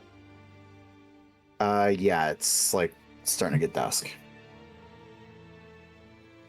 Can I pop around a building, try to find some privacy? Like behind No a problem. building or like in a bush? As much Sure. privacy as I can get. You can get like under the bridge if you want. Still seems a bit open. Dark, but okay. Yeah, you can. But I mean, there's a ton of places you can Sure. go. I want to change change outfits. Okay. So what I'm gonna do is I'm gonna take my stuff off and I'm gonna put on my dwarf outfit and turn into a Okay. dwarf. Okay. Okay, you do. And I'm gonna come back out from under the bridge and try to join this group of drunk dwarves. Okay. Okay. So there's like a group of 3 of them that are just kind of stumbling around. And still a little wide-eyed though. And they're kind of mismatching some of the details.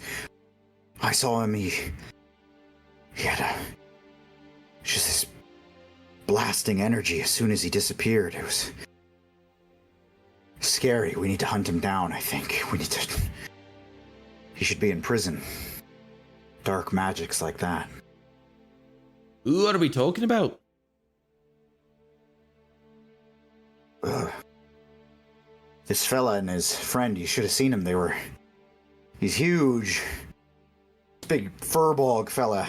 And his friend is just inconsequential looking human. I think I may have seen him before. What was his name? It was Wyatt and what was that other one? Wyatt? Really? You're telling you Wyatt? Seriously, Wyatt? Yes, Wyatt. Hey, The one no who brought- way, Wyatt. Of all, you guys got to see Wyatt? What are you on?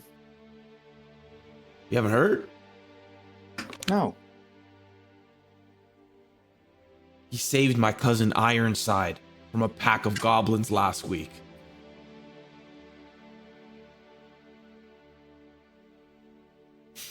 Well, how do you do that?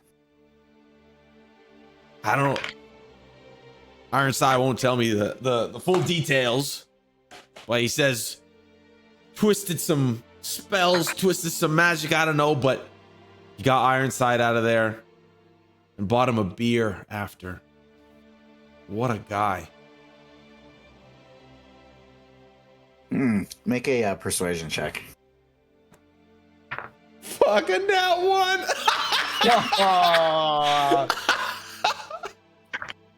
We've never heard of no Ironside. Fuck, bro. No. No. Why? You said that was your cousin? Yeah. Why isn't he working in the mines? He sounds like a coward. Oh, and go figure. It's Wyatt saving the coward dwarves, making us look like shite. Get out of here. Dark magic, and he supports cowardice. I'll just like tail between my legs, just leave. And head back to the... Also, you need to sign up for the mines too. I don't know who you are, but go sign up. Listen, it was a good attempt. It was Valiant a good effort, attempt. a valiant effort. Just kind of very gloomingly walk back in. I'll walk back in as a dwarf to see what they say. I'm not paying any mind to anybody that walks into this fucking hideout place that I've got. I'm just like, I'm not supposed to be there. You know what I'm saying? Like, I'm the out of place guy. I'm hoping people don't say shit to me. I'm gonna walk in and just walk to a random cot and just like sit down and just like start kicking the dirt. Ah, filthy dwarves.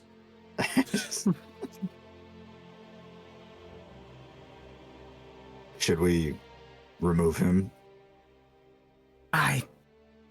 I think we just stay put until Wyatt gets back. I don't know. I would hate to. I'm not trying to ruffle any feathers. I'm gonna remove him. Hey, dwarf. Aye. We need privacy. We need you to leave. Or not. Go use a curtain. That's what they're for. You want to rub one out? Go right ahead. We need privacy of the auditory nature. Okay. We're gonna be loud. Fine. Leave me alone. I'm gonna pick you up soon. And then I'll just turn back into Wyatt. Whoa, hey there, pal. My face will just turn back to Wyatt. Slow it down. I'm just messing with you. You got me good. I was gonna throw you into the river. Don't do that. And I'm gonna go behind like a curtain and just change back into Wyatt's clothes. Because, yeah.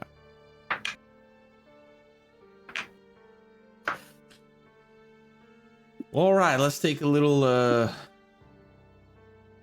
rest, I guess. And go find our friend Britton. Sounds good. Yeah, let's do it.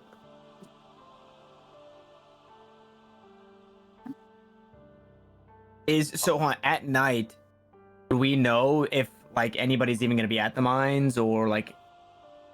Yeah, they're working the thing pretty much all the time. Okay. Sure. So short rest and then take off. Sure. I'll say at the end of your short rest, there are two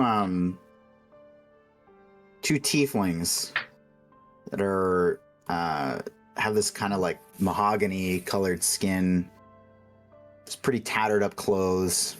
They just kind of quietly make their way down and take up two of the cots. And they kind of have like just a hushed conversation to themselves. Just in like near the last 5 minutes of your short rest. And can we hear them at all? Like is it possible to pick up any bit of their conversation just to hear, what the pirate scuttlebutt is? Sure. Give me a perception check.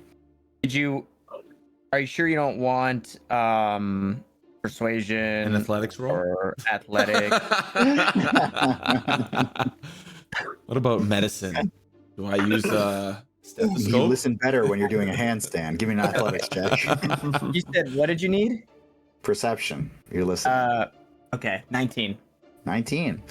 You do Natural catch some of the 19. conversation. So you can hear them they're really trying to keep quiet, but you actually pick up basically everything they're talking about. So you hear them use the term investor quite a bit, and they seem to be just kind of having a conversation trying to figure out who this investor person is. They say, none of these operations are going to happen if this person pulls out. And they just kind of go through like a list of names. Some of them you recognize, some of them you don't. Of just them kind of taking guesses at who this person is. Do they recognize me at all? So when they come in, they just give you one of those like little nods. These are just people that have kind of been in and out of this place. You've never worked with them, but you've seen them. Yeah. They're probably brothers from what you gather. Yeah, from Eltville. That's right. I'll like after hearing that, look over at Wyatt and quietly just like, you know those guys? Not particularly. What they're talking about at all? No.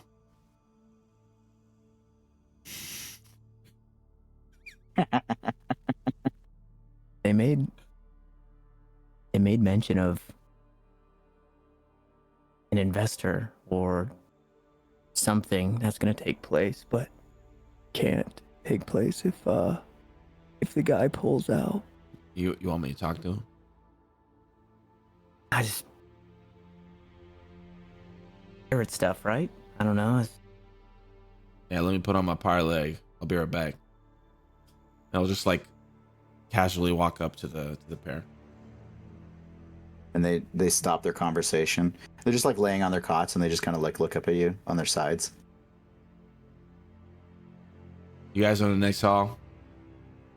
Sir, what did you just? What did you just say? Are you guys on the next hall? Yeah, we have another job coming up. They're getting bigger. Bigger how? I haven't been on one in a week. Bigger ships, bigger halls, more boxes. They're talking about a potential convoy next time. A couple of ships all at once. Convoy for what? Some place called Ottawa, something like that. Are the pirates fighting for their freedom now? Tanner has no idea what's happening. They installed these loud horns in all the ships. It's so strange. Well, I hope nobody in Ottawa is sleeping there. No, that's the point. They want us to keep everybody awake. Be as much of a nuisance spot. I don't understand it.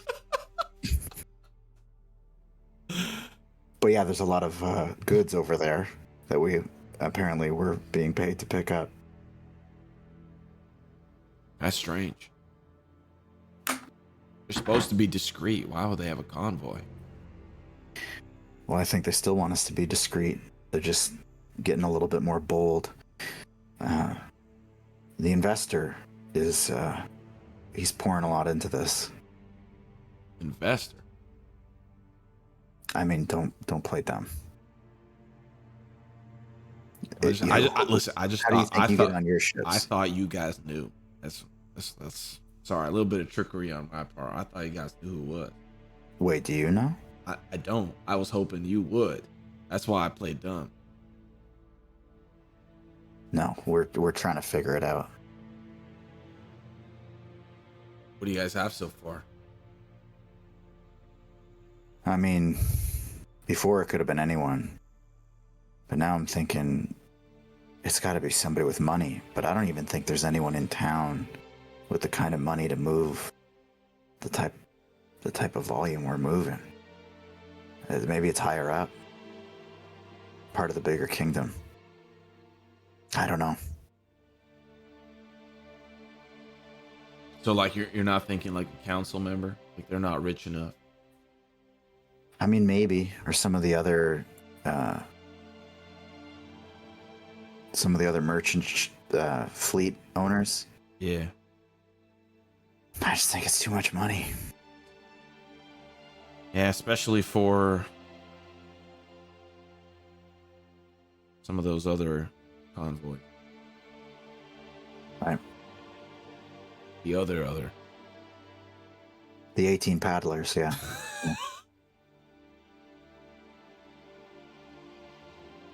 Yeah. You know what I'm talking about, right? No. That's fine. If you guys, No, it's not fine. I mean, what are you talking about? well, sometimes we deal with a little more than goods, right? Oh. Yeah. Well, that's not what we're getting. Lucky you. I know.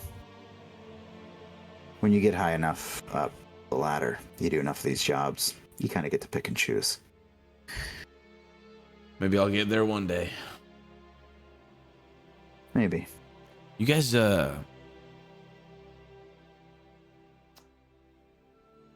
see that orc around much, Odok? No, actually, he was supposed to be on our last ship. But I'm trying we to have get a replacement. Trying to get paid, but he's been dodging me. I can't find him. Give me a or a deception roll. I'll give you advantage though. This is a pretty. Can I Pretty good hear one. any of this? Is like what level is Wyatt speaking to them? Yeah, I Like, mean the they're same level of- talking. They're not quite whispering now. So your 19 before is you're catching the whole thing. 15. 15. Yeah, no, he just got replaced on the last job. Damn. But if we see him, we'll tell him. No, Yeah, I appreciate that. maybe we'll just leave the money on your cot. Yeah, it's just the far one. One of the. Now you guys figure it. I'll see you Yeah. guys around. Yeah.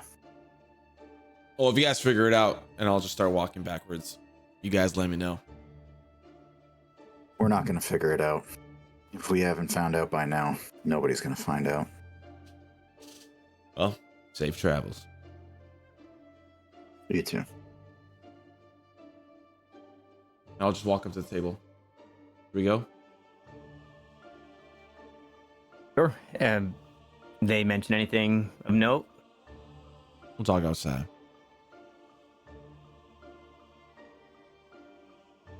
Feyorn, quit picking at your beard. Come on. Where we go? We're leaving.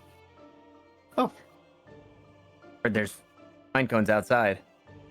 Fresh.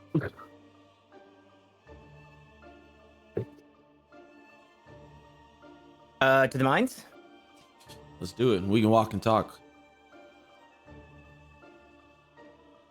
Okay. Wait. Are we outside? It's up to you.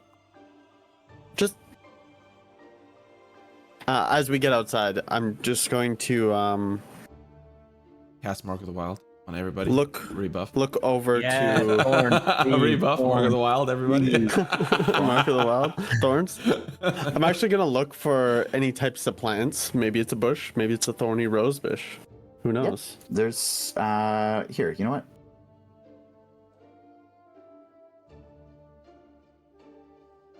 Oh, You see there's a pretty big pile of overgrown grass to the point that it's like it's starting to like seed, you know? It almost looks like wheat.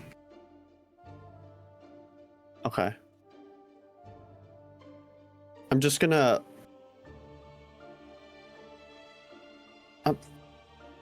wait, guys. 1 second. I wasn't, And being, wasn't being serious about the pine cones.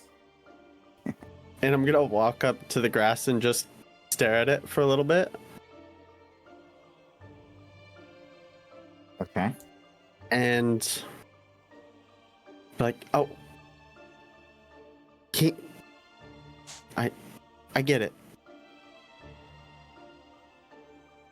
I can do that. And then I'm gonna use my my speak with animals and leaves and stuff, you know. Okay. And I'm gonna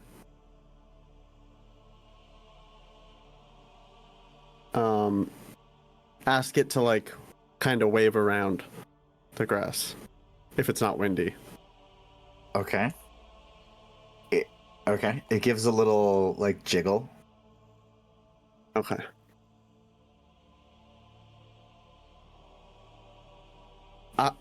I'll be there soon.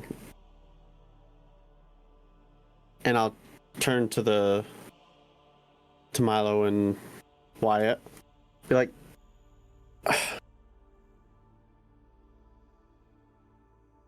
I have to go speak to Farron. I know this is bad time, but You have to go right now? well, that's what the grass just told me. That's I can't wait till after the mines. You got to go now. We'd love to come with you. Well, I'll be quick. Like, I can meet you there. Okay. What do you say, Milo? That's fine with me. yeah. I mean, honestly, Depending on how long that takes, we might be able to just link back up in the morning. Well, I shouldn't. I guess are we all gonna stay in the same area? Are we coming back here? Honestly, I think I might. It's okay with you, Feyorn. I think I might want to stay at the Grove. A little bit closer to the press, and I can just make my way there in the morning. And nobody's gonna come poking and prodding me with some pigeons. Yep. Now I'll be right there with you. So we'll catch up with you afterwards then, Feyorn. All right. Sleep over at the Grove. Fun. It's pretty awesome. Yes! Sorry, Feyorn's got the best shit, bro. Feyorn's got the best shit. Fuck yes. The pigeon-free zone. Pigeon-free zone. Our friend will Feyorn. Oh my god. The two worst names in the game ever. Feyorn. I picked Feyorn. my name first, okay? I know. We'll catch up after. Okay. Well, be safe. Will do. Be seen. I'll try not to be. That's Okay. it's like Okay. So I want to clarify something here too, because I think there's been we haven't like talked too much about the mines. The mines are actually like there's a small operation that's kind of like being dug through the floor of like the mining headquarters, which is the building right near Manistrad on your map here. But that's mostly just for like core samples and things like that. They're kind of getting a feel of like the dirt and stuff like that. So the more like scientific things are happening there. The actual mine itself is quite a bit south of where Saltmarsh is. So Quite a bit being like a good like half-hour trek. Now that said, there's a good mix of like work between the from the headquarters. It's not like the miners are always down there. They're kind of back and forth, right? We could start at the headquarters and see from there. See where I think if they ask why we want to speak with Britain, should we have something to say? Tell her to, we want to warn her about Chisel, or we want to thank her for, her efforts and everything. Maybe it's something like that to. Yeah, thank her for. I mean, we can make something up.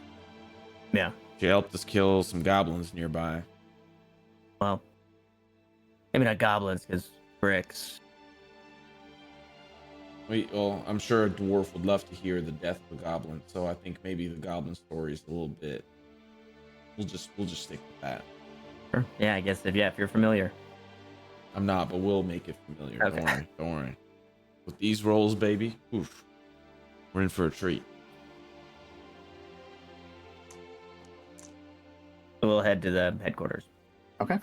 Ox will come with you, so you guys can head on down. Do you get dust out of your D&D rolling thingy? There's like hair and dust. Oh yeah, I went through the other day and I did like a scrape. Do you have like tape, and you can do like tape around your hand, like a little tape loop, and then maybe Lint rollers too.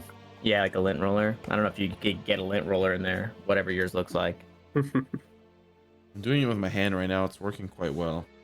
I'm like petting it like it's a cat. Okay, so you guys make your way over, and when you get there, you find that Manistrad is actually outside, and she's just kind of sitting on the steps up to the main headquarters. So She's kind of looks pretty stressed out. She looks like she hasn't gotten a whole lot of sleep. And as you guys start approaching, she like looks up at you. It seems like the sun is like glaring into her eyes. Seems to be giving her a little bit of a headache. She's kind of slow moving. Normally, she's like very fired up and you know bursting with energy, but she seems very slow moving. Oh, where's Peaches? I think I pissed her off. Yeah, she went off to take care of something in towards the market. She didn't mention you, so if that's worth anything, I don't know if she's not mad enough to bring it up to us. I think she's lost hope in me. And I think I gave her a good reason to. That's all right. Sure, it can be rectified. But what needs to be rectified is the pain inside. I got attacked at the Wicker Goat. From my boys? That's right. Well, what did you do? Walk in. And that's it? Did you say something stupid? Maybe, but they were saying something stupid back. I mean, what was that? They were saying I killed those dwarves. Well, I know you didn't do that. Well, I'd appreciate a little bit of help. I don't want to not go to my favorite pub. Yeah, well, I'll tell him to fuck off. Like, you didn't do anything. I appreciate that. Hey, you got a little shiner. They got you good. They got me good. They only got me once. Yeah. Well, I heard a little rumor that some black magic is at play. Someone vanished in front of their eyes, so it's no wonder only one hit got off. Good for you. I'm not going to ask about it. I appreciate that too. Not quite why we're here though. We want to have a what do you little. need? Sorry. Want to have a little sit down with Britain. You know what Britain's in today? I gave her some time out of the mine too. Kind of wanted to ask her a few questions, and well, I got what I needed. I'm having her take a bit of a slow-moving clerical day. I don't think she's quite of the mindset to get back in the mine swinging a weapon, if you know what I mean. Yeah. You know where we might find her? She's inside. I'll get her. Thanks. She heads in and comes back with Britain. And she looks a little disheveled too, not quite as unslept as Manistrad, but she just looks a little slow moving.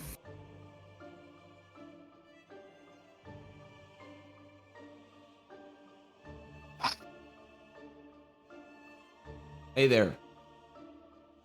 Would you want me to join you again? Well, if you're offering. Not today, but maybe in the future. That's nice. We were hoping we could have a chat with you. And she looks back at Manistrad, and Manistrad just kind of like shoos her away. I've apparently got half the day off, so where are we going? I look to Milo.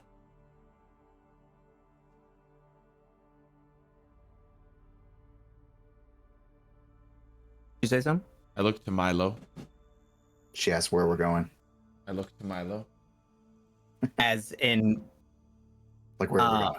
That's what- yeah, we let's just walk. We wanted to have a chat. Obviously, you are wrapped up in it. We can just head down the road here. Okay, I'm actually just going to take a second here. So you guys kind of take off. Manastrad stays behind. Britain goes with you. I'm going to bounce to Feyorn. Feyorn, my brother. Yes, sir. My brother. Brother from another mother. Can you do me a favor and move your token where you're going? Oh, shit. I need to... Wait 1 sec. I can do this. Where the...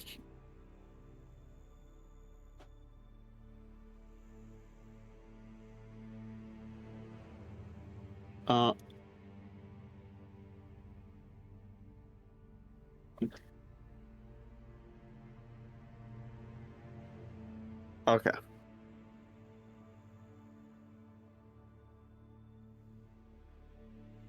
Okay. So you make your way to the let's see here. You make your way to the prison, which is also the guard like watchtower. Sorry, it's the barracks, I should say.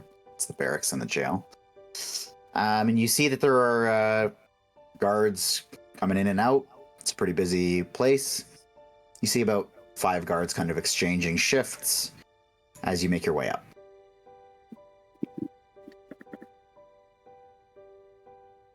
I'm gonna wild shape into a mouse. Did you know that mice die after they have sex? No. Yeah, the female That's not a rips thing. the female rips the male's head That's off, not a and he's thing. dead Oh. for the rest of his life. Well, at least the one that I had sex with did.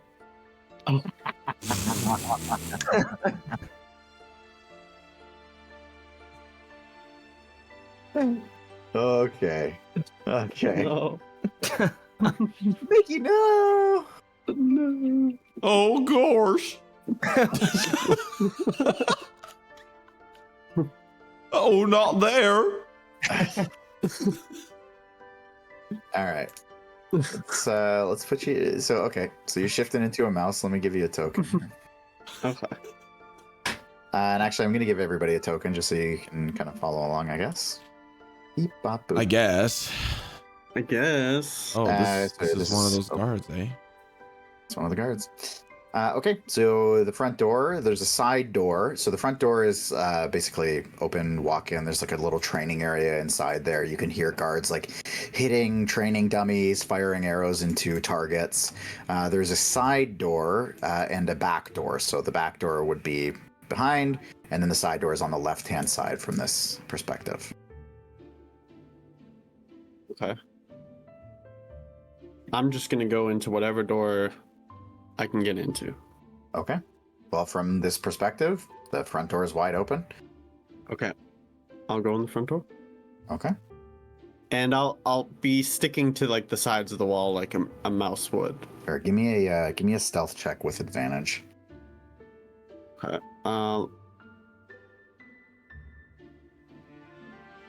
Does the mouse have different stealth stats, or is... I don't know how. It doesn't. I was just looking into that right now, so just 1 sec. This is rat. This isn't mouse. Dumb.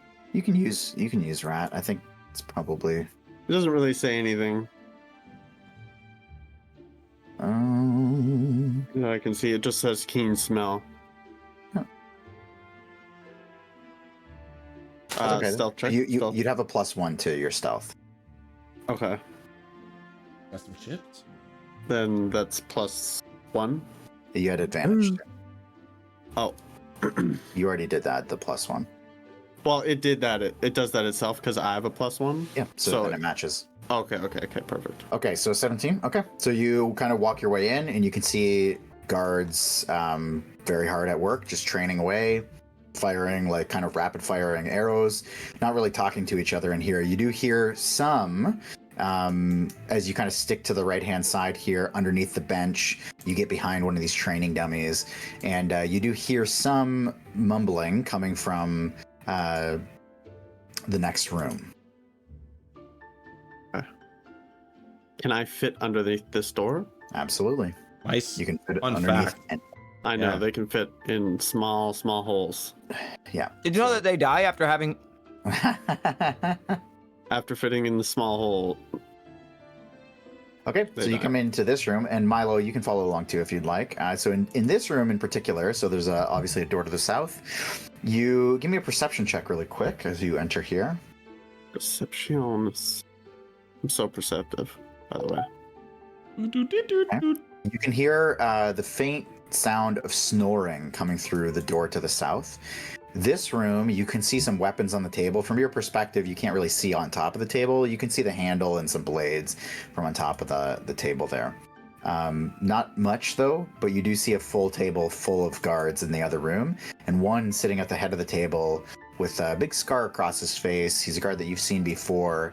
He's certainly high up the guard chain, some sort of veteran that, as far as you know, all rumors say probably just shouldn't be messed with. And his name is Craddock. He's also the jailer. Okay. Braddock the jailer. Would I have a sense of where the cells might be? And in addition to that, could I use my keen smell to maybe be able to smell Eleander What's he smell or like? cold Okay, give- wrought iron bars? Smelliander. Give me a perception check with advantage. Okay.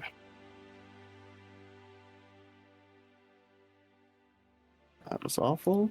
And then the same. And then,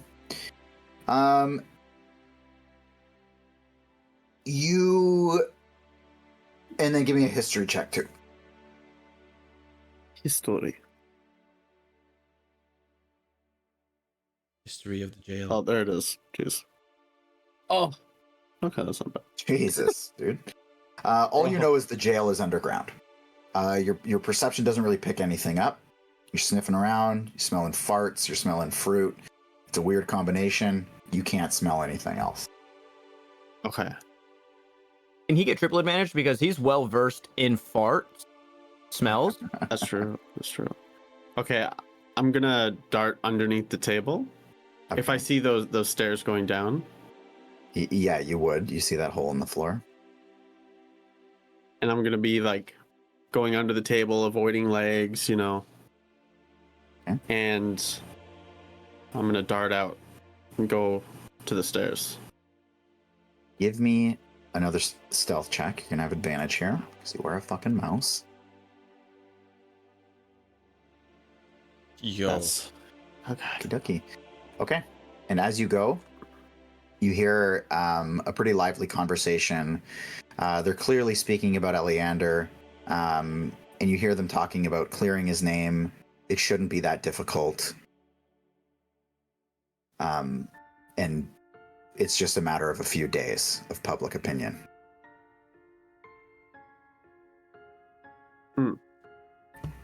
Okay. And You bleep bloop. bleep bloop. Ooh-doo-doo-doo-doo. As you get down here, you realize if only your senses had smelled a little better. There's a distinct damp and dank smell down here. Rotting porridge coming from some corner of this space. And when you get down here, you observe that there are clearly a bunch of smaller cells. And there's a larger room, some sort of large holding cell. All of the doors in this room, despite you not being able to see through them because they're doors, you can actually see through them because they are barred. And I will say that immediately, outside of, the other things you see here, there's desks, there's chests, probably from holding personal effects. And then you can see, I'll just put you down there, you can see Eleander just sitting in this large holding cell that is clearly meant for multiple people. He has the whole thing to himself. Is he sleeping? Is he awake? He's awake and he's just kind of sitting, kind of head in hand in contemplation.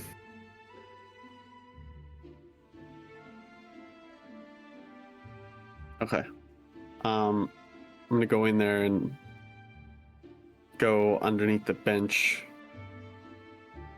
kind of near him. Okay.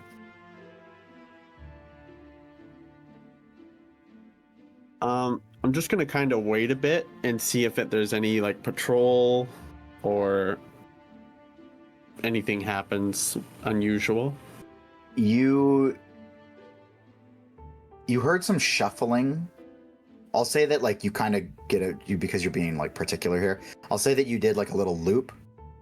There's nobody down here. You did hear some shuffling coming from inside of some of those other cells. And you looked in, you could see that there were people in 2 of the beds, but that's it. Okay. Hey, look, there's no tokens. He's lying to you. They're in the beds. I don't see any Under tokens. blankets. You're a token. You're a token. So I'm gonna kind of run to the center of the room Okay. and look up at him. And as he kind of head in his hands, you realize he's still pretty bloodied and beaten from before. And there's like a softer kind of look to his eyes as he looks up at you. And I'm gonna start running towards him as a mouse. Okay. And like halfway I'm gonna transform back to myself and put my hand up against his mouth and hold my hand against his neck. So you're covering his mouth or grabbing? Covering his mouth, and then with my hand axe I'm putting it up to his neck. Ah, okay. Okay. The grass told you to do this shit?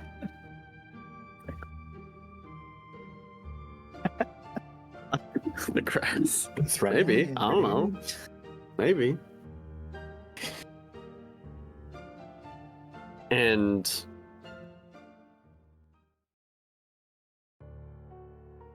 His fighter instincts, by the way, he clearly like goes to throw up his hands, and he's like a little shocked, and then he sees it's you, and he's got a hold of your wrists, and then he just kind of like lets go.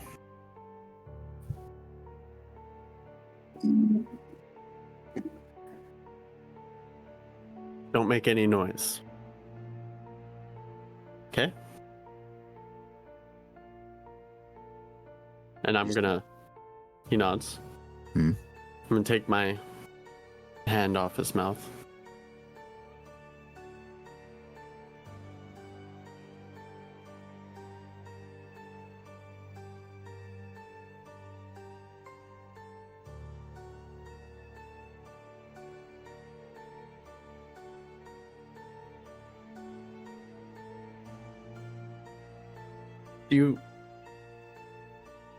Why did you do what you did? I know we've been over this multiple times. But you can't tell me anything? You can't remember anything? I remember it all. I was angry. And that's it. Something came over me. Maybe some mental wound from some previous battle. And it took over. We have been over this. You know, when we were fighting you back in the forest, this black liquid started oozing from your mouth. So I've been told. You wouldn't know anything about that. I certainly wish I did.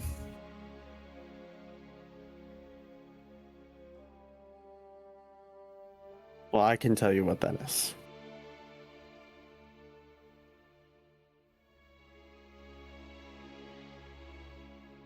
It's not natural. Quite the opposite. It's unnatural.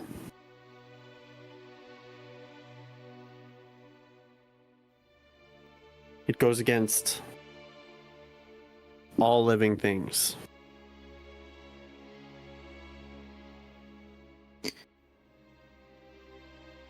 If I knew what it was, and the way it's been described, I would agree with you.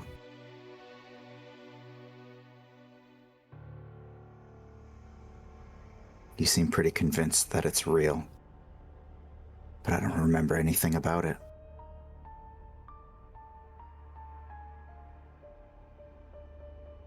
At this point, it doesn't much matter.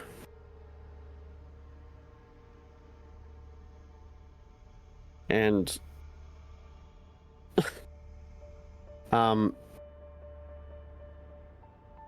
It's not natural, who cares?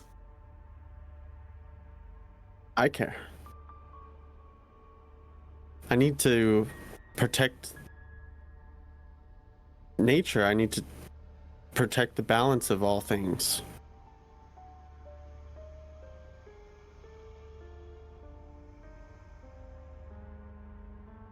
Okay.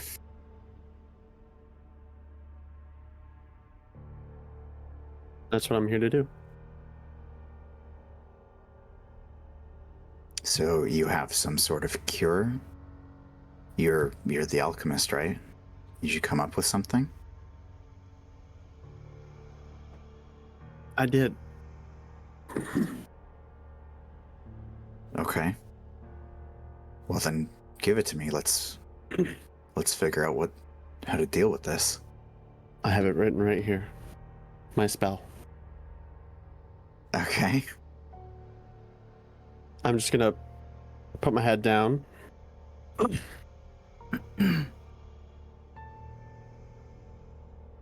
By the spirits of the earth and the flow of the rivers, I cannot help but feel repulsion for those who disrupt the delicate harmony of nature. The ways of the unnatural, the meddling with the natural world, they disturb the very essence of life.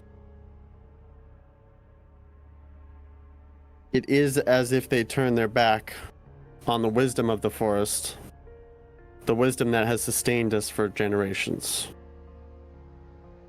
To manipulate and distort the world around us is to forsake the sacred covenant between land and all living beings. The path they tread is one of darkness and ignorance, and it brings forth a deep and abiding sense of revulsion within me. For it threatens the very heart of the world itself. Therefore, I must restore the balance. And I'm going to cut his throat.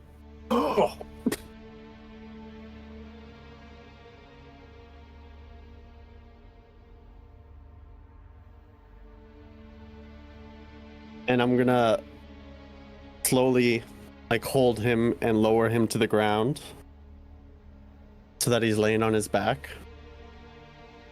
And I'm going to reach into my pocket and pull out a seed. And I'm going to drop it into his mouth. And then I'm going to use Druidcraft to grow that seed into a flower. And the flower is called a night sky petunia. Okay. I'll send you a photo of it. But pretty much a purple flower that with white dots. It looks like a galaxy. That is fucking crazy. There you go. That is so sick. That's a sick flower. That's a sick flower, bro.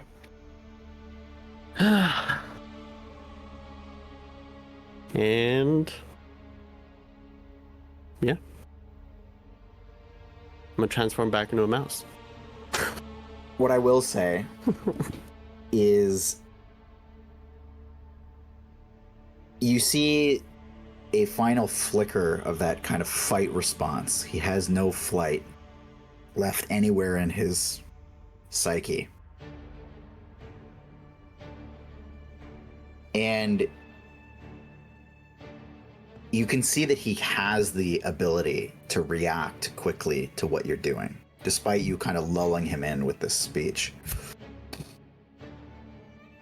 And as you go for the attack, his hands come up, like start coming up for that defensive posture again. And you can see he probably could like deflect even the blade. But his hands, like Tyron Woodley against Jake Paul, just drop for no reason. Wow. And you see him kind of cock his head to the side for a second as you go for that killing blow. And as you kind of plant the seed and this thing grows, you can feel through your kind of druidic abilities, the roots of this thing start to latch into the inside of him. You just get this kind of sense of it. And the flower grows into that like purple and white, but then you see this blackness start coming up through the stalk of the flower. And it doesn't quite make it to the petals as the kind of cleansing power of this plant just converts it into life. And what do you do now? I leave. Oh, jeez. I transform back into a mouse. Okay. Take a selfie. No, I'm just kidding. Okay. And do you make your way out? Where are you going? The same way I came. Sure, same way you came. After you're out, I'm not going to have you do these rolls because I'm just going to say you've gotten the gist of it. Where are you going after you exit the building? To the Grove. To the Grove. Okay. To meet up with everybody. Okay. Let's bounce back. Bounce back, baby. The Milo. grass told you to do that? Maybe. Milo, Wyatt. You guys are walking with Britain.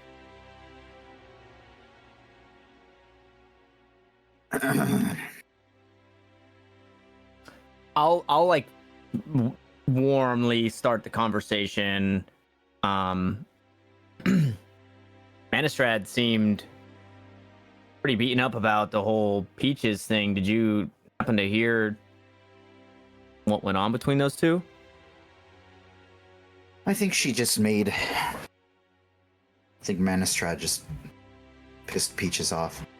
But I don't know, I think Peaches will come around. She's a pretty loyal bird after all. Yeah. And I mean, has Manistrad in recent times seemed off or different to you? I don't think so. She's been stressed out. I mean, we've got a lot on our minds. We might not be able to keep going quite as deep. We've run into some issues, so she's having to deal with all that, and of course, she's basically been totally wrecked since everything. Yeah, I mean, if you can't go that deep, are you guys able to just get the edges? Around the edges? Yeah, but I mean, we were getting some pretty good signs of some good ores, and then we had to stop. That's actually kind of what we wanted to talk to you about.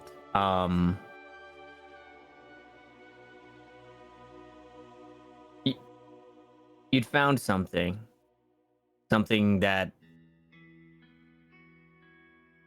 could be weaponized. We think so. It's pretty good ore. We've started tinkering around with it, and between us, I think I can trust you. We made a couple tools with it. Tools. What kind of tools? Well, we've been mining deep, and the ores and the dirt and the stone gets harder.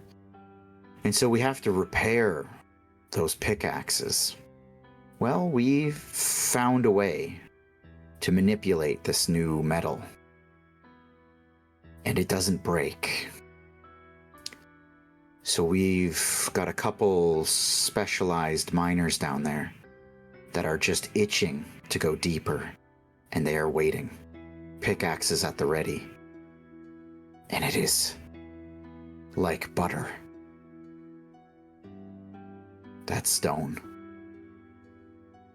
You mentioned, but you guys are held up by something. What's keeping you? And she kind of gets uneasy.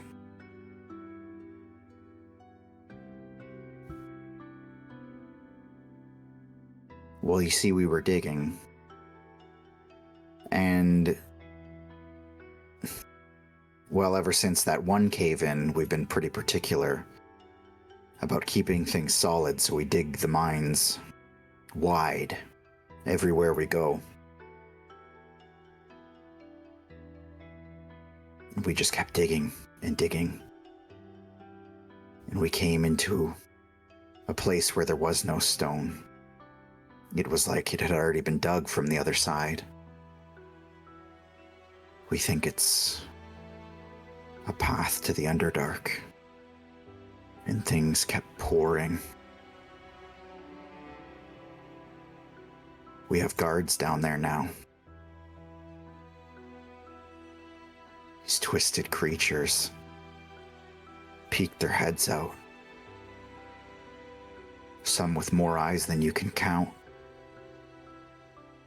We fought them back. We took some injuries, but nobody was lost. But we had to fill it back in quickly.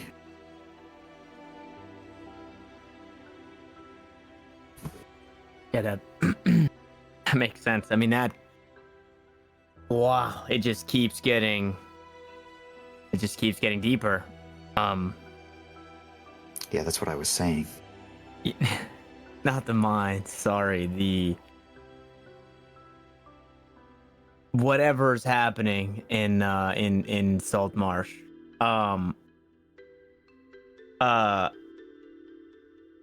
This ore, how much of it have you guys been able to come across? The reason we ask, I mean, as you know, the Lizardfolk are waging war somewhere, and you know, it would be beneficial, I think, to us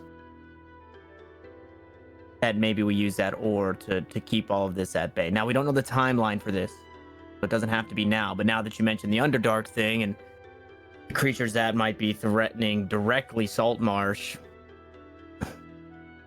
I mean, shit, Wyatt, what do you even make of all of this?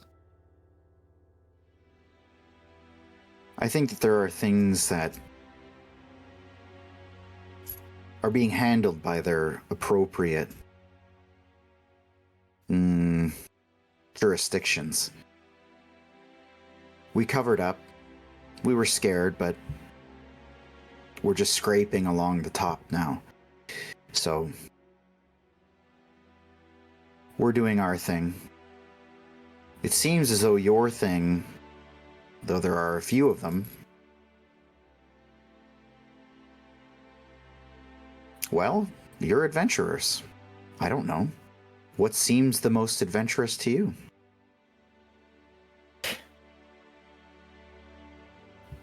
It's not about the adventuring at this point for me. It's about saving lives of,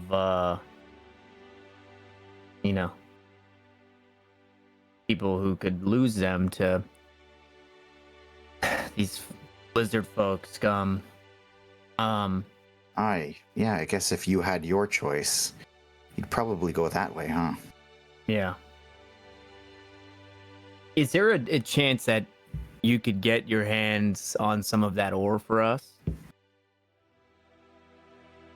Well, they're trying to keep it under wraps, but we've collected enough of it that it's getting a little difficult for them. You see, they've kept it in boxes that are marked as rations. They've run out of hiding spots, so they're storing it in plain sight. And a little birdie told me that some of it's already being worked with, not just for pickaxes. I think the king is looking for a little edge in his strife along the borders out north. Strive for what? Kingdom's always at war. To be honest with you, that's why so many of us dwarves were happy to come down here, even though you all hated us at first. We were just happy to be away from where everything was going either right or wrong, just too many lives being lost. So, like I said, I think they're trying to put it to use. Make some weapons out of it. Armor. Hard as anything you could imagine. Where can we find these ration boxes? You said hiding in plain sight.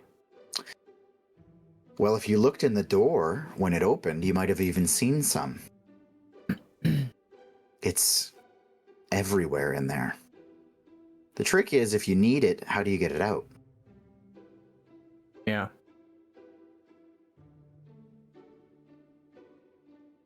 Oh, I'll look. What do you really need it for? Well, it's going to be valuable. There's no value on it yet because nobody even really knows it exists outside of a few of the king's advisors, the king himself, I'm sure, and us. And like Britton said, we are adventurers. I can't imagine it would hurt to maybe have this crafted into something that could be useful for us. Which is, at the very least, if we're not going to get everybody involved, and it is just going to be us that we're worried about, this would help take care of us. Wyatt, are you able to move things? You were very dexterous with the couch earlier. Is that something in your capabilities that you could quite possibly move one of these ration boxes with, maybe without being noticed? No. Okay. I can't suppose we can just walk in and grab a box. Well, not openly. But there's a few other ways. You could catch a cart, a shipment. You wouldn't need much. You don't need a full box. But you could catch a shipment on the way back. End of every day, there's at least some on those carts. And the other way is you could steal some of the boxes from the headquarters. Oh, and the other thing, the other problem you're going to run into, and my god, if it wasn't for the call of adventure, I wouldn't be telling you any of this. You're going to need a forge that is hot. Very hot.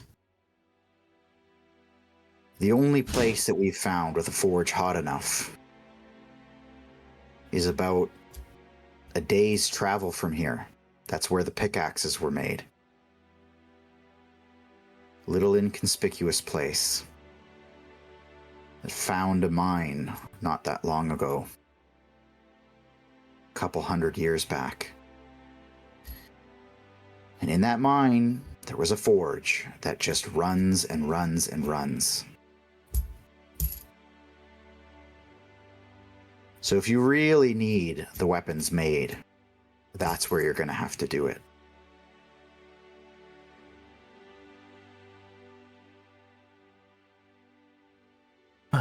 Well, thank you, Britton, for everything. Your help today and your help, with the Sea Ghost. Hopefully,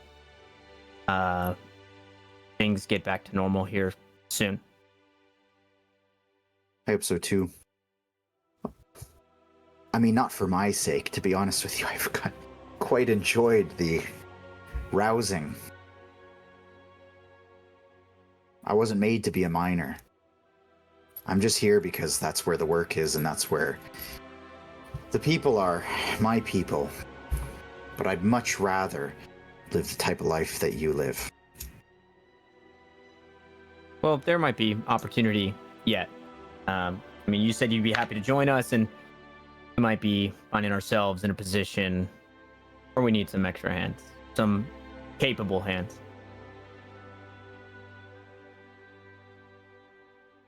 Well, you know where to find me. Yeah. Thanks again, Britton. No problem. And just so you know, if you do end up taking option A, it's always loaded to the back of the cart.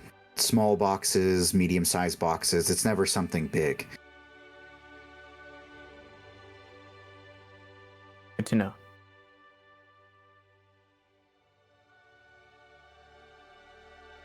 Well, best of luck. If you don't need me from here, I'm gonna head back. See if Manistrad hasn't lost her head yet without me. Yeah. Tell her we send our regards. I'm not even sure she'll hear me if I say it, but I will. She takes off.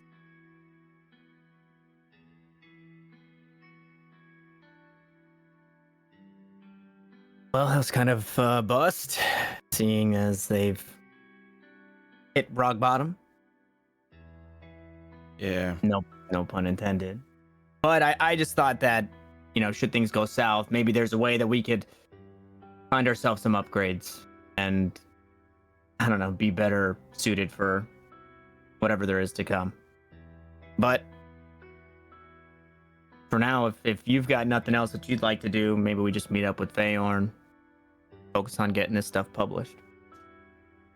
Yeah. I really thought maybe this would lead somewhere, but I mean, I guess it still can, but it kind of closes the loop for you, at least for the time being. Yeah. Yeah. I mean, at this point, I almost, I want to poke and prod at every council member to see who may or may not be affected. And now is just not the time with Manistrad, but I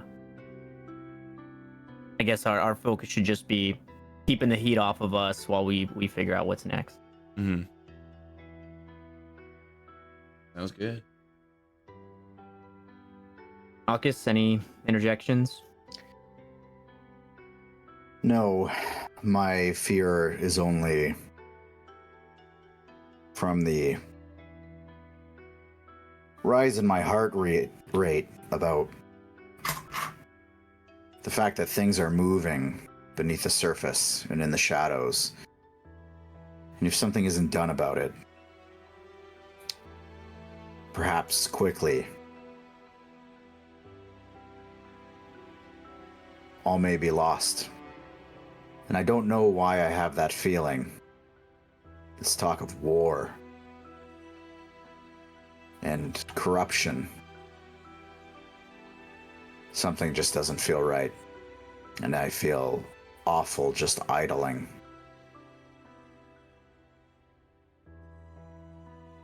You and me both. I'm not going to make any calls here. I am yours to do with what you need me. What do you mean by that? Uneasy. Well, you saved me, and so I am still going to live up to that debt. I'll follow you for as long as you need me. So, whatever you need me to do, that's what I will do. I think for now, it's rest, a much needed rest. And tomorrow we wake up rejuvenated and we start down the path of taking action and not just sitting on idle hands. Starting with Wyatt's plan, it's gonna be something. I don't know if anybody's gonna buy the acorn spiel that paper's. We'll see, man. Listen, I think he looks pretty good to me. He's believable. That's all that matters, and all that matters is that we get him. We beat him to the punch. Yeah. If we start printing and it starts going into the hands, what's he really gonna do? Print another one? This one's already got his name on it. Yeah, I guess. I have no clue what to expect from that. We will cross that bridge when we get there. That's right. I guess, having a full day, it might be quite some time before he even recognizes. So I think, it'll all work out. Yeah. Can I grab the both of your passive perceptions, please? 11. Did you want me to be charming, anything charisma related, or did you want passive performance? I mean, persuasion? Can you do a cartwheel with your athletics real quick? My passive perception is a 12. It's a fucking pigeon, dude. Okay. As you are standing here on the coastline, talking to each other, you catch a glimpse, both of you. In the water, there's a swell, just like a little wave that doesn't crest, just rolls forward.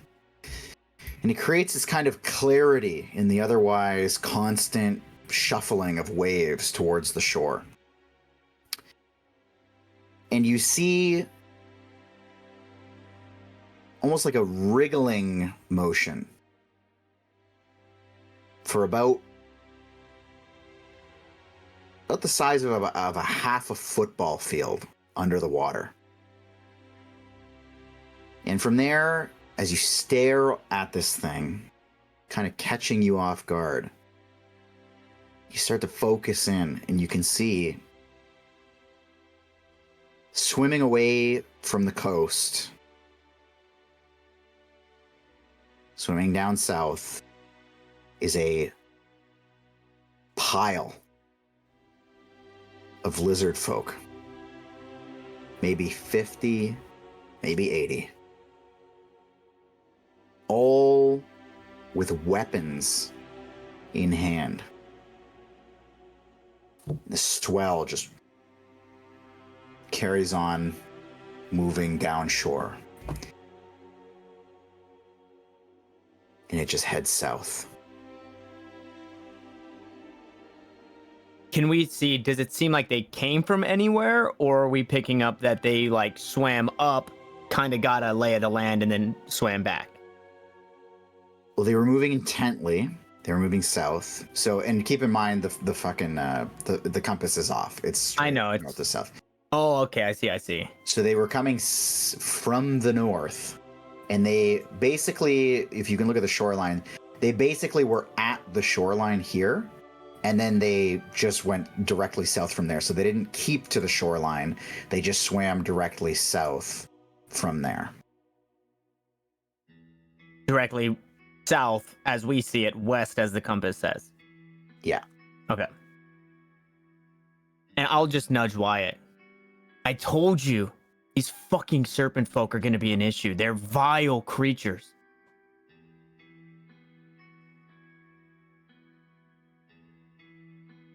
Maybe Britain knows less than we thought.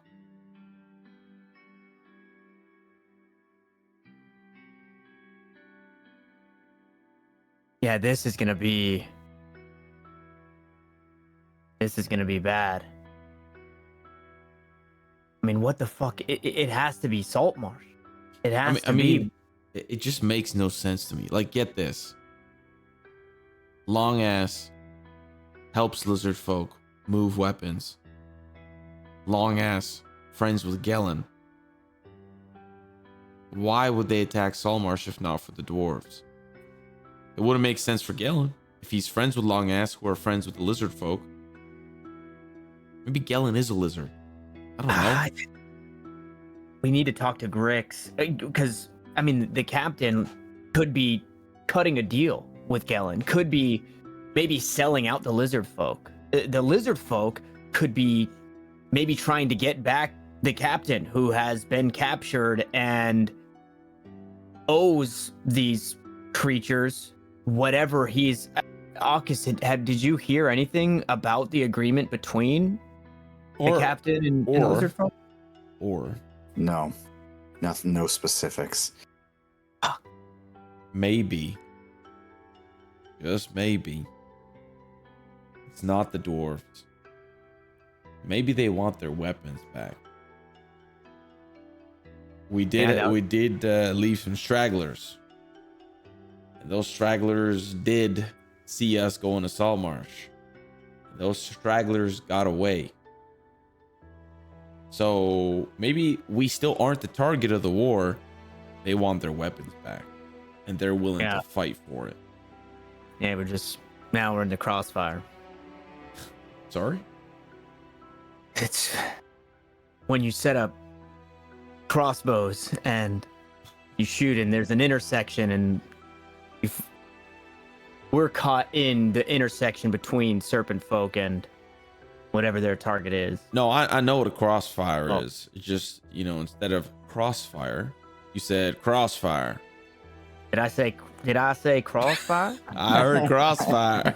Shit, man. We've been hanging out way too much. Britton yells, I heard it too. I heard it too. That's right.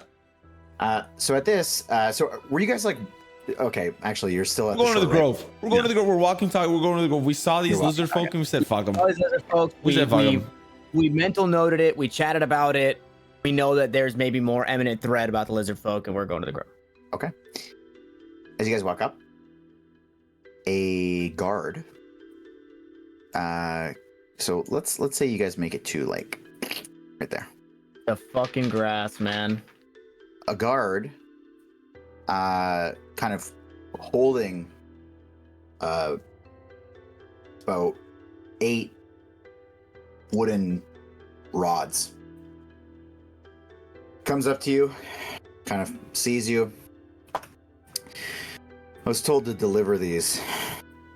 We cleared out the ship. It's all yours. And he kind of holds them out to you. And you realize these are the kind of pegs that go into the anchor wheel. It's almost like it's basically like handing over the keys to the ship, essentially. You can raise the anchor. Milo, let me give you my honest opinion. You hold on to these. Sure. I don't want them. I mean, they're large. They're not like massive, but they're like, Whatever, fuck it. I got a bag of holding. I'm putting them in the bag of holding. Okay. I'd love to explain, but it's not a good time. Yeah. Just whatever you do, don't give them to Grix. Okay. Yeah, they'll be safe here. I'll pat the bag. Okay. So Sea Ghost is clear. We're ours. You're asking the guard? Yeah. Yeah. Finished clearing it out not that long ago. Took everything you weren't allowed to have, of course. Naturally. Still gonna have to clean those floors, though. Yeah. Thanks for the reminder. Appreciate it. We won't hold you up. Very well. And you see he starts heading towards the barracks. Milo breaks his oath and pulls out a longbow and shoots this guy in the back. I'm just- Everybody's pissing me off, though. Okay. So you guys make your way to the grove. Whereupon you would find Feyorn just chilling. Just chilling. You sure he's not Lord. pacing back I'm and chilling forth in Cedar He's Rapids. pacing back and forth, yeah. with a bloody Yeah, axe in his backhand? Just pacing. That's he's wearing a hockey mask. No, he's I mean, that's up to you, Feyorn. By the way, I'm just gonna go for another couple minutes so you guys can kind of clean up what you guys want to talk about while you're here, and we'll give it a. Yeah, I'm gonna use Divine Smite, but it's gonna take the form of a black light. Does Feyorn have any blood on him at all, or UV smite. Okay, let's put you guys over here. Okay, so you've made it back to the grove. Oh, Peaches, what are you doing? yeah? Oh, You Elliot. silly. Oh, Eleander. Eleander, Silly goose. frog. Come on now. And Oh, silly Loris goose. is there. Loris is there, hanging out. Beep boop. Ribbit. Rabbit. Okay, so you guys make your way back. Grix isn't here, I don't think. Oh, there he is. Okay. Okay, cool. So you guys make your way back. Loris is basically just kind of standing over you. It's like her weird way of showing affection is just to stand really close but not actually touch. So she just kind of is like, inflating and deflating, just like breathing right next to your head. It's a little bit soothing. So yeah, you guys come back and you find Feyorn. Hey there, pal. How did your conversation with Feyorn go? I was good. He just needed my help moving some things.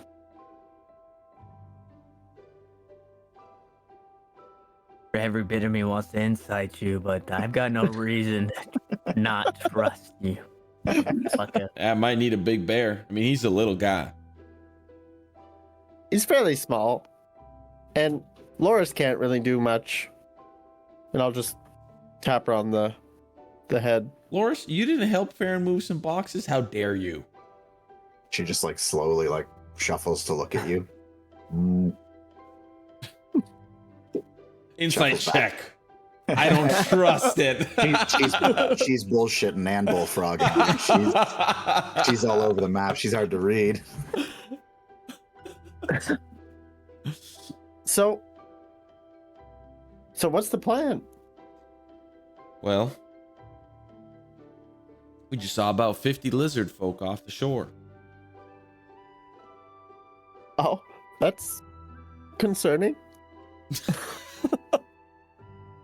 Yeah, maybe a little bit.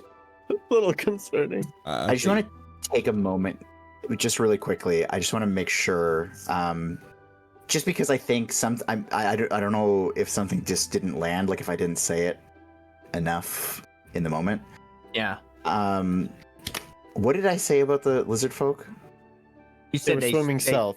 swam Yes. up to the shore and then swam south. Yeah. And what did you see? With weapons in hand. Okay. I just want to make sure. Okay. Carry on. Okay. They swam. They've got their goddamn weapons. The weapons. Somebody met them on the shore and returned their weapons. Which is probably what the fuck that long ass having motherfucker was doing with Gellin. Now that is a deep conspiracy. I mean, what's Galen doing with the captain? You said it yourself. You said that they'd want to come back and get their weapons. They got them. I did say that. That's right. I did say that. Okay, hold on. Did we see them swim up with no weapons and then leave with weapons? We just saw them waiting. You just no. You They were just saw swimming them. away. They were going There was no south. waiting. They You were just going saw them south. swim the whole time. Oh, okay. That's it. They were leaving Saltmarsh. You just know that they all had weapons, or at least the ones that you could see, which was like at least 50. Listen, Milo, I'm gonna be honest with you. I think this is such a deep, dark hole that we're never gonna get out of. Where the weapons went, who has them now? But I think the safest is that Galen is 100% in cahoots with someone. Yeah. That is at this point guaranteed. 100%. And Grix either knows about it with as close as he's been, or he can find out for us. But yes, you're absolutely right. Wasn't he like, I don't know. We're gonna Slept need at to, his house. Yeah.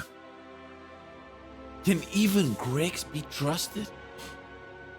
I mean, I don't know. Honestly, it seems that he's been playing both sides of the coin. He's been a goblin. Yeah, he's been a goblin. He's been worrying about himself, and I think it's about time that he starts to maybe worry about others. Either way, yeah, I mean, if the blood wasn't going to be on our hands for whoever the Lizardfolk was attacking, it sure is now, because we had their weapons, and now they've got them back. Man, we lose the captain, we lose the weapons. This is crazy. At this moment, you hear shuffling through the trees to the south, and you see two faces that you know. These two. Holy shit. What the fuck? fuck are they doing here, Feyorn? Get out! There you are. Get out! I don't know. Had nothing to do with nothing. And they Yana's kind of what like the fuck? they've clearly hustled their way up. Ida is totally out of breath. Anders kind of like helping her along, and Ida breaks off, walks up, looks around at all of you like panting. What do you all know? What do you know about Eleander? We told you everything we know. He attacked us, we brought him to you. That's the last of it.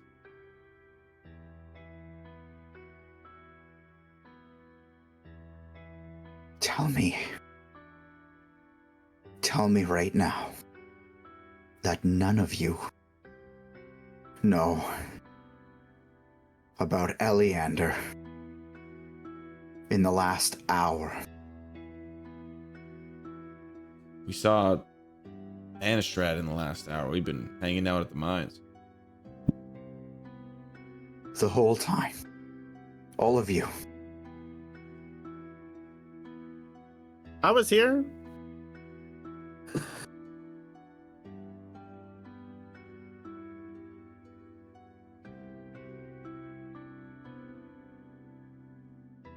What's going on, Ida?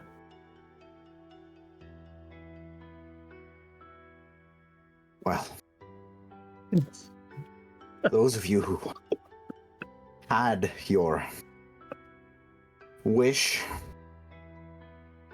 of removing him have received it. What do you mean? Yeah, what are you talking about? What wish? He was murdered. Oh, what? How? Executed. Don't you metagame that reaction with me, boy. Don't you metagame with me? Wait, what do you mean? In his He was- cell. How was that even In- possible? It's not. We told you to watch him. We said have guards watching him. He wanted to kill himself. Would they have let him done that? Is that a possibility? I don't know. Anders, come here, show them. And Anders walks up, reaches into a little satchel at his side, and pulls out a slightly blackened, whatever, this purple and white flower with a blackened stem, and holds it up. I don't quite think that he would have had the time to kill himself, nor the ability to, after his death, do whatever this is. So...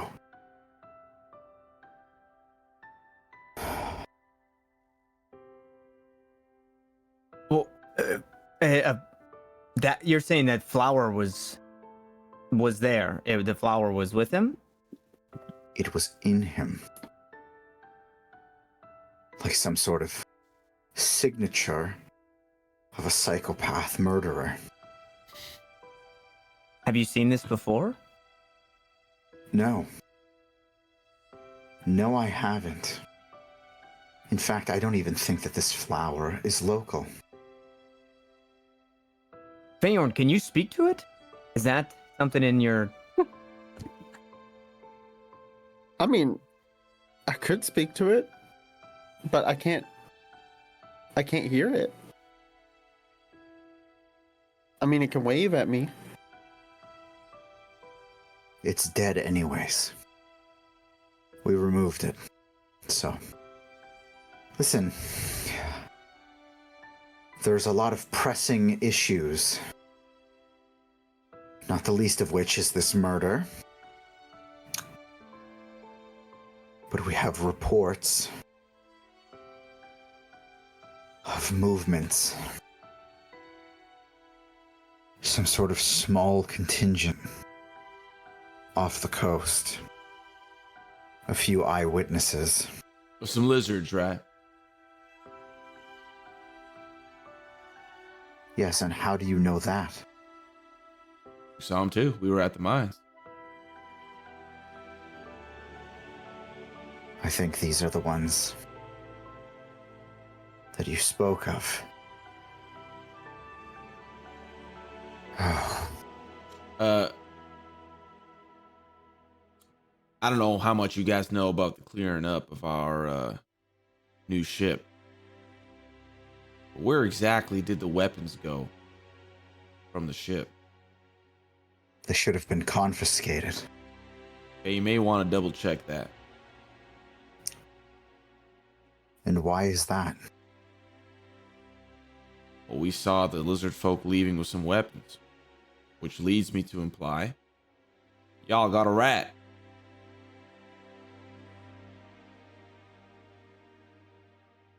Then we have, and you see she kind of like, she's like going into like counselor mode, like alleviating the panic from her face. Then we have a lot to discuss. And she looks around. This actually seems to be the only place that we might be able to do it. We need to move silently. There's a lot going on. A lot has been revealing itself. Some staying in the shadows, but making itself known. I fear that we have more operations to do undercover. And it's going to be you all that has to do it. There's no backing down. Who can we trust? Only the people that are here now. And how can we believe that? When we just watched the captain of the guard get infected and kill an entire ship, now he's gone. Manistrad turned her back on it all, didn't do a damn thing. And the weapons could be missing now. And, well... And don't even get me started. I look to Milo. Yeah. Who can we trust? We don't have much of a choice, because if somebody here is out of line, then we are doomed regardless. I trust Anders, and as much as I hear where you're coming from, I do trust Manistrad, but the less people that we can have involved in this, the better. From your view, as I have mine, what is the most pressing information that you have? What would you deal with, given what you know? I'm gonna cover my eyes, and I'm going to use Divine Sense Okay.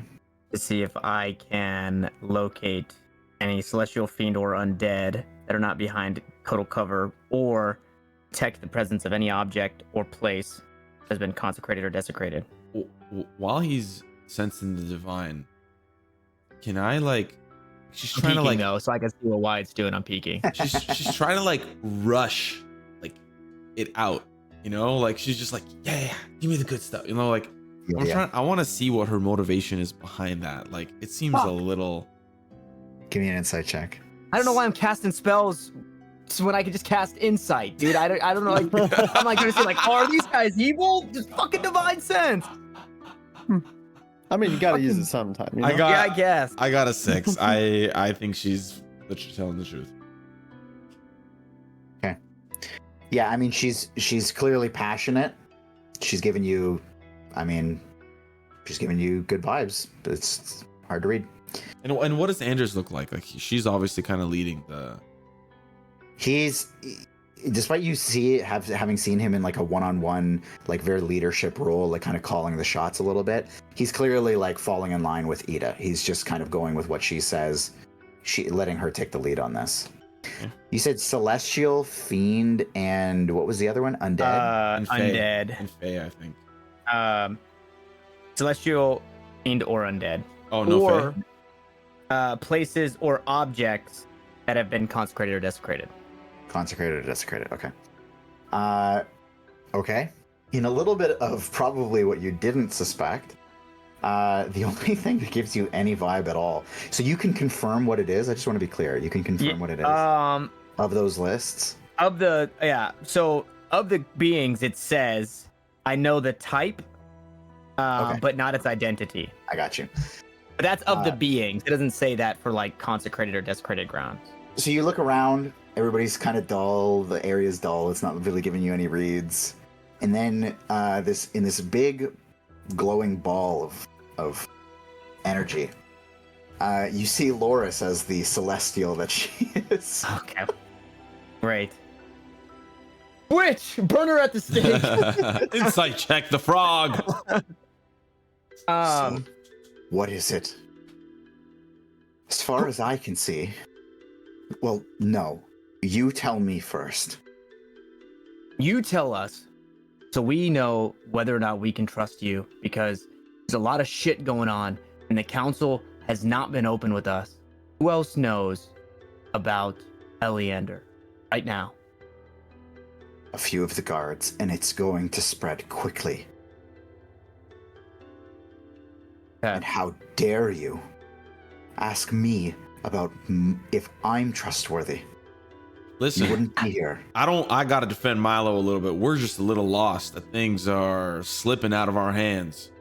And we're how seeing some dare I? things that we probably should not have seen. We put our faith in this council to send us on a mission to what seemed like our graves. You had us take over a ship. You had us do all this shit for what? For nothing, essentially. We don't get any recognition for it. We were doing your dirty work. And then on top of your dirty work, we get dragged through the mud, and everybody starts to spread rumors that our group is the group that killed everybody on that ship. And it was somebody of the council. And that now, after seeing not only what Eleander has done, but the way that that was handled, in your hands, Eleander is dead. Yeah. We found out information about Eleander, and now he shows up dead. What does that look like for you and the rest of the council? Yeah. If you to show up here, Wyatt, shut the fuck up, man. No, I'm just kidding. And for you to show up here to question us after what we've seen tonight, who can really be trusted? We took your word and we went through with our mission, and it bit us in the ass. So yeah, forgive us for being a little less trustworthy to this council that has dragged us through the mud. I was And just, on top of... Go ahead, Wyatt. I just want to mention Feyorn and I got beat up by a bunch of dwarves, and I don't like it. And he doesn't like it. God damn it. That's the straw that broke the camel's back. And tonight, while that was happening, while Wyatt and Feyorn were getting their asses kicked by dwarves, Hey, lightly bruised. we saw Gellin. Myself, Grix, and Peaches saw Gellin being extra coy and extra buddy-buddy with the captain of the Sea Ghost. And let me tell you, he didn't seem apprehended. He didn't seem locked up. So forgive me for lacking faith and trust in this council.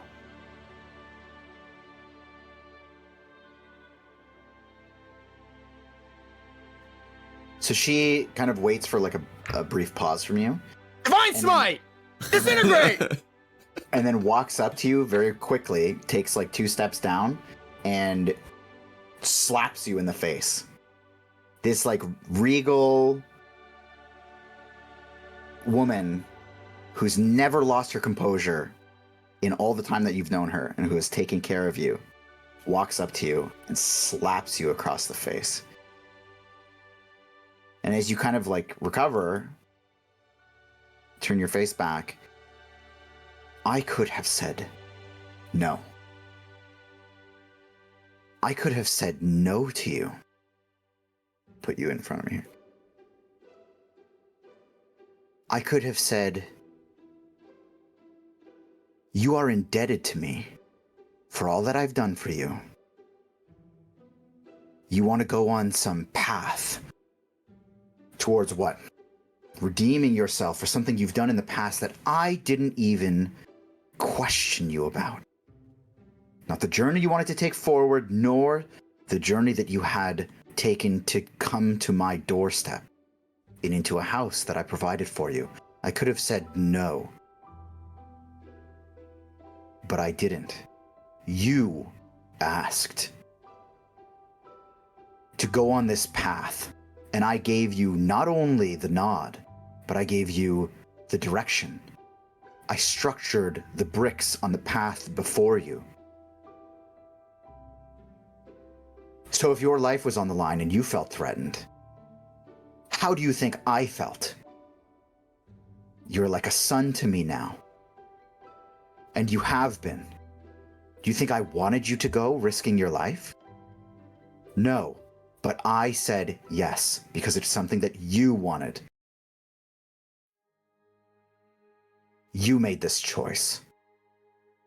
And now, you're part of a group that is uncovering the cockroaches from underneath the rocks that you're overturning. And now, you're frustrated because you're shedding light where light had not been before, and we didn't even notice. So are you truly on this path to spread the light? To redeem yourself and others? Or was that just a game that you wanted to play? You wanted to see what it was like on the other side? Because if you're in it, for the reasons that you told me you were, then stop acting like a child and do what you said you were going to do.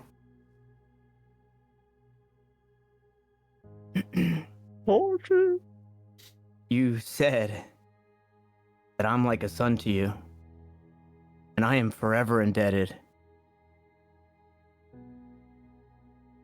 I will be forever in your debt.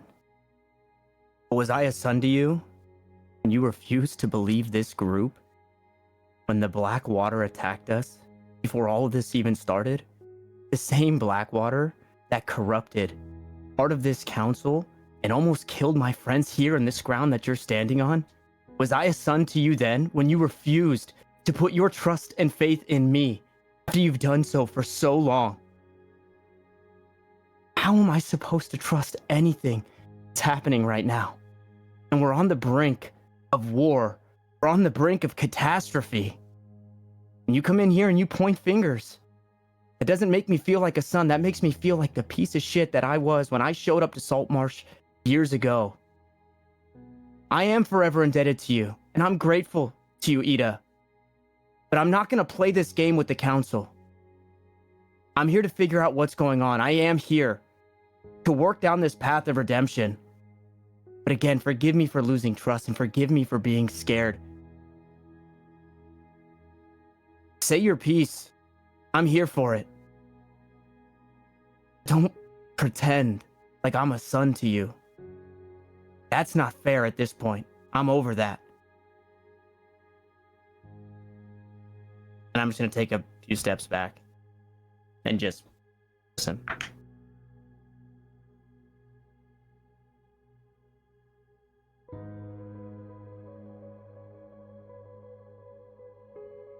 A few things have gone wrong.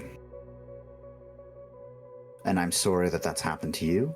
And I'm sorry that it's happened to your friends. Unfortunately, we don't have the time that I wish I did to have explained things more in depth to you. And she kind of like takes a step towards you, slowly. And she like reaches out her hand to the spot where she hit you. She like rests it on your cheek if you allow it. She says, "You are my son. And I'm sorry for hitting you. And I'm sorry for not believing you. My motivations for protecting everyone in this town got in the way. I explained that if the Blackwater were revealed, we would have complications, but now it seems like that doesn't matter.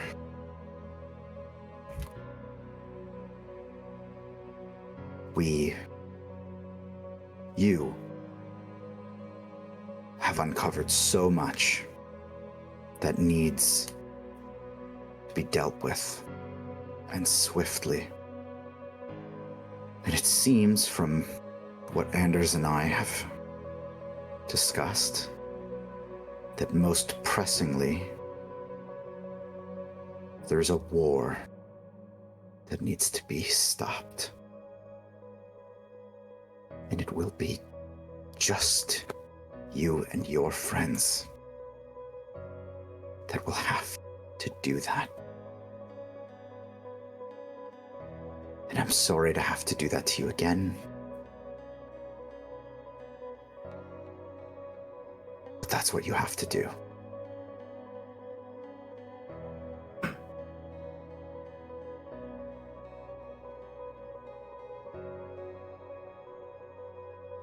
Let's make things right.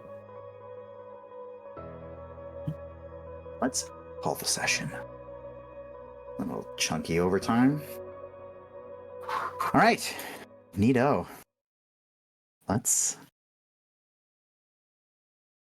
come back to that. It's so sad that we're gone for like 4 weeks. I know. After that, bro. I'm gonna try to make something happen. I'm gonna try. Basically, it depends on how the first week goes, but I suspect we could get back into it by the third week. So we might only have 2 weeks off. Nice. 2 weeks.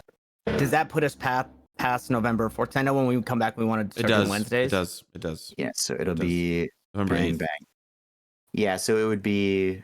So it's next week is no go, and then 2 weeks after that. It'd be the 14th. Okay, perfect. Oh, Yeah, no, it'll be the I'm- 15th. It'll be the 15th. Oh yeah, 15th for the Wednesday. Oh yeah, that's right. That's yeah, right. I'm good. There is a I'm good for Wednesday, slight then. chance. No, there's not a slight chance. If it's going to work on the 15th, it'll work any other day. You know what I mean? Like if it'll work any other day, it'll work on the 15th. Because my time is I'm not working anymore for like a good couple weeks. So Nice. Giving yourself okay. paternity leave. Love that. Okay. Well, GG's. Neat. And you wanna... Sorry for keeping you overtime, Simo. I know. No. Today's good. I'm sleeping in tomorrow. No, I'm good. And that's why on Wednesdays I'll be able to stay as long as you want. Just Tuesdays I can't do it. But anyways, I saw some people in chat were like enjoying some of this stuff. We post some of like the highlights of stuff on YouTube. So if you want to see some of the other crazy acting, yeah, you can get in there. See it on YouTube. I'll post the link. Frank's paradox. Frank's paradox, right? That's right. YouTube? I'm gonna try to get a link before I end the stream. Lots of shorts, lots of one-off bits like that. Frank, you got any plugs? Plugs? Only the Actually, butt you know what? kind. I only have one bath plug, and I have 2 baths. So Damn. I So you have a bath and then a plugs. shower, and that's it. I have less plugs than I need. That's for sure. And it's been that way for like since I moved into here. I bought a new plug, but it's lost in the garage somewhere. Go figure. Okay. A End the rag stream. down. Bye, everybody.